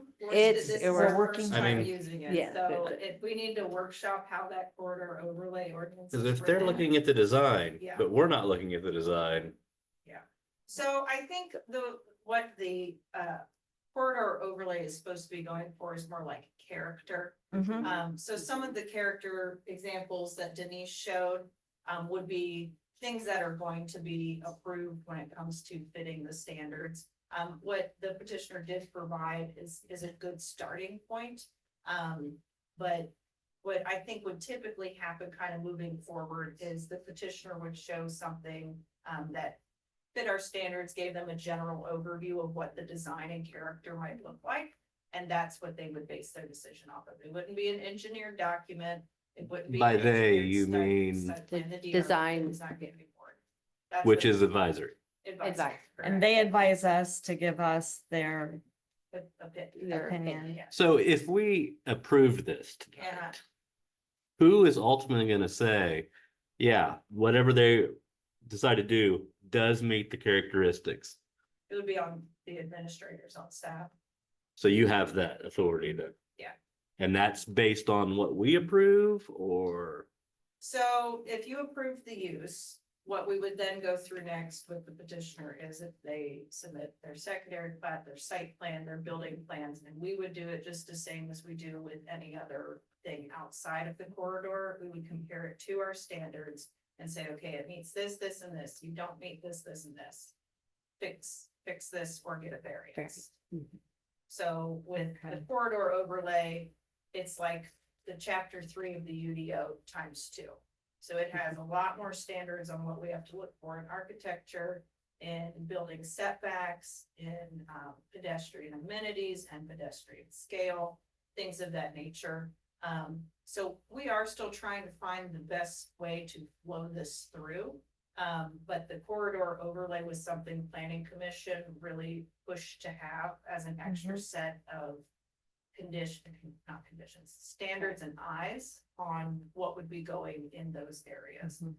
So it is a bit clunky right now, I'm not gonna, try to skirt around that. But I do think that what the petitioner has submitted, as well as kind of some character images that we have found of other hotels similarly, that would probably fit a little better. And granted, we didn't really inform the petitioner of this until much later anyways, because we're still trying to work through this document as well.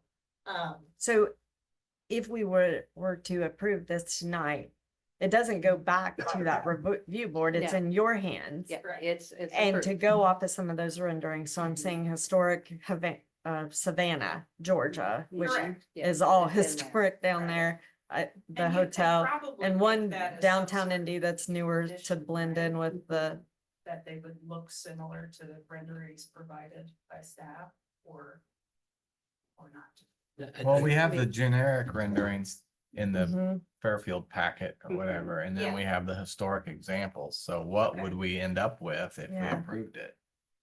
So Something, Probably something in the middle. yeah, I mean, but it would be what the two of you would ultimately check off on, correct? along with the design review board, they will be pulled in. Oh, they're with that pulled back review as in. well. They get pulled back in for every phase of development for the Okay. most part. And, Yes. and do they continue to be advisory throughout the whole thing? Yes, to planning commission, to That- BZA all right, and that was part of planning my- department. Cause I see them in Yes. the next step, Yes. so I assume Yes, that they yes. had Yes. some role. Yes, yeah, they will be pulled in along with technical advisory committee, technical revisory committee. The design review board is a subcommittee of the technical review or technical advisory committee. And So who that is the TAC, technical advisory the committee? TAC is comprised with planning department staff, building inspector, storm department supervisor, electric department supervisor, water department supervisor, our town engineer, our fire, our police. So yeah, so they receive and they review also our site development plans and secondary plats that are not gone through the conduit and review of the plan commission. And the other thing too is that if for some reason the petitioner and the planning staff cannot come to an agreement on how something looks, that there's a mechanism to send it before planning commission and make them the reviewing body. You know, for a bit, like if, for example, if what was submitted doesn't fit character wise, but it fits use wise, you know, that's something where we could say, okay, well, when we get to site plan review, if you can't fit this standard or don't think you should, we send it before planning commission. There's a mechanism to kind of have. But it would The come body. back to us if they needed. a Variance. variance. That is correct. Yeah. Yes. So I guess my question would probably is for you. Do you feel like you have enough teeth? If we just approve this conditional use, there's enough teeth in this TAC being advised by the DRB Mhm. that you could come up, that you're gonna end up with something that characteristically meets what we've Yeah. looked at here tonight. I do, but I do think it would be recommended, since this is the first time we're utilizing it, to maybe use those exhibits as character examples of Mhm. what you would like to see within the development. I feel like more of what is kind of shown in those Savannah or North Carolina examples is probably structure and architecture wise, what would be required by our standards anyways.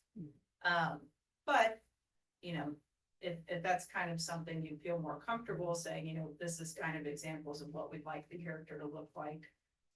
As far as I'm aware, that can be used as a condition, correct? It could be. I think the question I have is, do you anticipate always getting the DRB approval prior to coming to this board? Because really is, you know, what's before you is a conditional statutory requirement, use consideration. Right. So these are, I mean, I And need to It work is, with you we're through this. we're I still view it trying to much figure like out a that process. historic preservation committee or something like that. It's, and you still have to come before this board if any variances would be there, so Mhm. staff wouldn't be comfortable or is not comfortable with the development, then we would be back here before, so. But I did. They're kind of a- On the DRB yet, so I'm. And again, this is the first time we've used it. If we need to modify the ordinance to kind of make this flow better, disinclude or include them more in other areas, we can do that too. But again, this is brand new. It was requested by the planning commission, so we know we've got, I think, a good amount of teeth with that. It's just, you know, to be frank, we just haven't flexed this part of the code before. And when we get to those next stages, there are several different types of checkpoint lists. I mean, it's in That's true. detail. That Yeah. document there goes from exterior materials to architectural to elevations to orientation to setbacks to lighting, signage. There's so many different things that they're going to have to check, as well as planning department Yeah. and staff, you know, we'll have to check those as well to make sure that all those standards are being met. And we've even talked about too, is maybe working on amending that to give some clarification as far as what the criteria, what that specific role of that body is for. It is not driven by statute. It's just an added layer, second eyes, you know, for us, for staff and you as board members, from the community. So. Rob, I would say to answer your question about having teeth, I feel like we have a lot in that document to standards wise of what we could require. It just kind of depends on, I mean, and I guess anything's kind of open to interpretation. If I see it and I'm reading it one way and the petitioner is reading it a different way, that's where there can be that conflict point, but it's a extensive document. But that's the point that it would come back to the plan commission. First, yes, first like. If there's a difference of opinion between petitioner and our town staff, it then would come Yeah. to that body. Yes, we have the mechanisms to bring in Mhm. secondary and site development in front of planning commission. Yes. So are you feeling like we should wait for the DRB to give us a recommendation before we vote on it? I mean, they all three said continue it, Kind of non-committal, yeah. so, or I just don't wanna like step all over and be like, wow, your opinion doesn't matter and this, or does that order need to be rearranged for the future? I It think at this sounds point, like it. Go ahead, no, sorry. I would defer to staff's recommendation on what, I mean, again, I think what we're maybe conflating some of this, at least in my mind, on the DRB's role as from the conditional statutory use requirement versus development plan process. But all that being said, I will defer to both of you. If you feel like we need to continue it, then I'm happy to be involved with the DRB process. We can talk further. And again, the I think- continuance was because they just did not have these renderings, That is- examples at the time. That, Well, do you have what too. they were provided? yes, I do. So they were provided the utility site plan that is in your Google Drive, the application, and then also the zoning rendering of the site. That is what they were provided, and that application provides the responses to the questions provided by the board. That is what they were initially provided. Then upon meeting with them and getting in discussion and trying to kind of iron out exactly what their role and responsibility is with a conditional use and or a rezone use, their land uses. So a little bit different than physical development. So then in those discussions, then that's when we're like, we really feel like, and they expressed the need for some type of conceptual drawings of that building and the site layout a little bit more in detail for them to be able to feel comfortable weighing in other than just their recommendations or impressions on the use. And so when we first started kind of exercising and meeting with them, when we did not have those documents, then we kind of had expressed that, okay, well, then maybe, we're learning this document as well. So your recommendation, your review and consideration is on that use. Well, that is not really what the intent and purpose of that design review board is, even though some land use provisions are in those standards, that's not what their role is. So we kind of started where we really kind of reevaluated and kind of pulled them back and said, okay, we're going to seek additional documents as best as we can prior to this hearing. So then that way we could see if it's enough for you to be able to feel comfortable making a recommendation that those design elements would then be complementary of not only the existing development, but yet future development within that area. So kind of went back and we've communicated quite a bit here in the last week. We did not provide them additional documents that were received this afternoon. At some point, we have a 5-day prior to the hearing cutoff anyway for those recommendations. So that's kind of where, in my mind, I was kind of trying to express the fact that we were all kind of new and that was the recommendations were kind of mixed between what originally was understood of what their role was and involvement as to where we want to kind of guide and direct them, for future petitions and applications that come in front of them. Land use requests like rezones and conditional uses are going to be a little bit more difficult to be able to kind of hone in and identify that criteria and roles that they play in those assessments and recommendations. But their recommendation is just their recommendation. You're not bound to make a determination based on those recommendations. But as Kyle said, they spent a lot of time. They're very attentive to detail and they're taking a lot of ownership and pride in their role and responsibility to our boards in our town. So.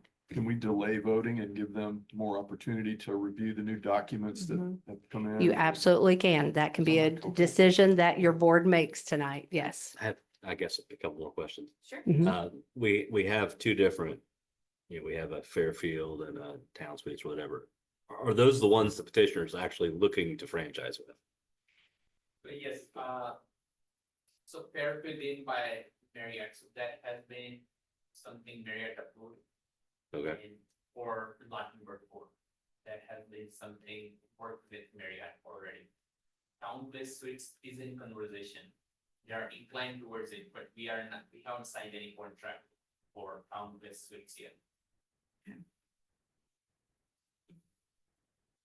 I also would concur with James as far as, and I know a lot of work goes into this and time and, but because this is the first time, I would feel more comfortable just being able to postpone this, going through all the conditions, giving that review board time to look at some of these renderings, which they would have time. And part of that is on us as a town and going through a process. I just feel like I don't want to rush it when really just one more month would give them the adequate time to do what they're charged to do, quite frankly. And then come back and then get their recommendation, and then we can go through the conditions at that point. And I think with just kind of the, I don't wanna say issues, but the,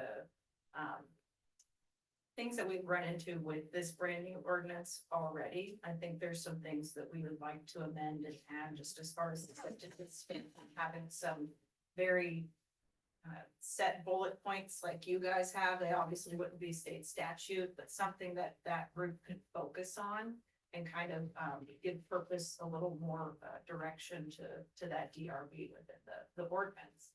And another thing I think, as council mentioned, was maybe figuring out the best way to introduce them into it. Maybe the way it's written is not very clear or doesn't really work.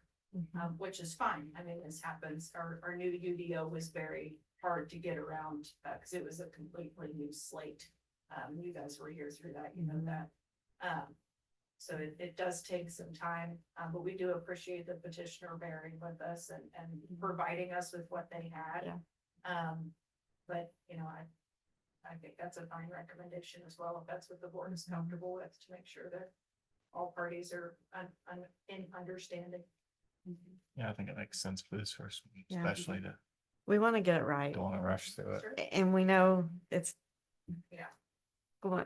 The petitioner going through it the first time isn't always ideal as we're Yeah. working through this, but Sure. I think that's why we're doing it. So what I would also ask then, if there is anything specifically that you guys would like us to work with them on, or you want to see, I mean, kind of some character exhibits of the structure. We already requested like a very basic site layout as well, that they're already working on providing anyways. I think that would be good for Steps. us, but also Okay. for the design review. Yeah, Right. Because they're looking at the character Right. and how it's fitting to. Right. But again, these are not being- engineered documents. These are not. E- stamped exactly. building No, elevations, just they're not- orientation of the building, where's the sure, parking gonna sure. probably be, just. Right. Some ideas of design look, materials, things of that nature, just to make sure it fits in with being unique and not Sure. the same Yeah. hotel at every Exit. exit, exactly, Sure. because we are trying to be unique with our status of being a historic designated town. Sure. When you pull up, you should know this is Pendleton and not Yeah. anywhere USA. Yeah, having a rendering that we think is closer to meeting the overlay requirements. I guess would be it. Absolutely. Okay. And again, petitioners, we appreciate all your painstaking steps here that you have gone through. Is there any other board questions for staff or petitioner? So that just, you might be able to provide a little bit of historical background on why the requirement for any hotel to have a conditional use permit, no matter where it's built. What was the thought process behind that? Why do we do that? I would say that was something that planning commission kind of had brought attention to staff. So typically when we create amendments to the UDO, it's either something planning commission has voiced a concern about, or it's something that we as staff who use that every day are having issue with, and it's not practical, it needs changed, it needs deleted, it needs added, something that's not serving staff. So that kind of came more from that first tier where we knew with the development, the kind of rapid development going on out by the highway, that there would likely be some sort of, in or hotel. And they had voiced a concern about having an extra layer of kind of eyes. And- More of a and- planned community than a, Yeah. haphazard, Yeah. yeah. Yeah. And James being on the plan Yeah. commission, we spent a lot of time discussing, one, the large footprint that a building as such would leave. Yeah. But then also the use, because it brings in a lot of people, traffic. And, It's a and, Fairfield, it's gonna be full just about every night if it's right off the freeway. well, yes, Yeah. because right up to the county line Yeah. for, Yeah. they've got the mile innovation with a stadium. And if you haven't seen it, go on, there's renderings Yeah. and actually they're wanting that whole county to be like a mini sports and be Yeah. known for that because we've already down the road have the Fishers Sure. Stadium, Yeah. you've got the Carmel Palladium, you've got now this Innovation Mile, and all those renderings are out there. And then a little on the other side of the west side of their county, there's new renderings just released in the last week for to build up the Westfield Grand Park. So Yeah. you're right, it's gonna be busy. So the Plan Commission really was looking at the traffic it brings in and if, not wanting it to become in A truck stop. exactly, and having that nicer, more I'll call it a boutique hotel where they're a little more unique. Where There's they, also a lot of existing zoning out there, even after we went through our code Yeah. change, for business. Typically, the very first step is a rezone where planning commission is able to have their eyes on it, put conditions on things. When you have a large, massive area that's already zoned for a lot of different uses. That was kind of part of that discussion too, is in those existing areas where they wanted to be able to look at it. We got Tractor Supply, now we're gonna have the, a mini hospital and doctor's offices, Yeah, urgent care, yeah. So new restaurant. and all that whole area is already all zoned various types of business. There's not a single ag lot out there. So, It's important we get this right. Yeah. Yeah, one opportunity to get it right. If That's we right. blow it, we blow it and that'll live with us, and we wanna get it right. yeah, and so that's Either way, why it'll be a this good thing. extra layer for Yeah. this as well for now. And we, It's a good thing to again, do. down the road, we can always change things, but for now, it's just having a little tighter grip on it. Mhm. Thanks. Well, I guess we'll entertain a motion to continue. Yeah. I'll make a motion to continue, and give the, design review board a chance to look at renderings and maybe come back with a little bit more solid recommendation than the one we've got now. Okay, second. We'll I'll that. second. Oh, Motion and a second. Any other discussion on the motion? Mm-hmm. All those in favor say aye. Aye. Opposed? All right, and it's continued. and petitioners, again, thank you for all your work. Yeah, With they've been very our kind and board. responsive on Yeah, this whole time. So yeah, definitely. we've got Thank to, you. we love Yeah. our community and we just want to get it right. are we Because adjourned? if it's done right, Motion it'll to be busy. Motion to adjourn. Yes, motion to adjourn. All right, second, meeting adjourned. You beat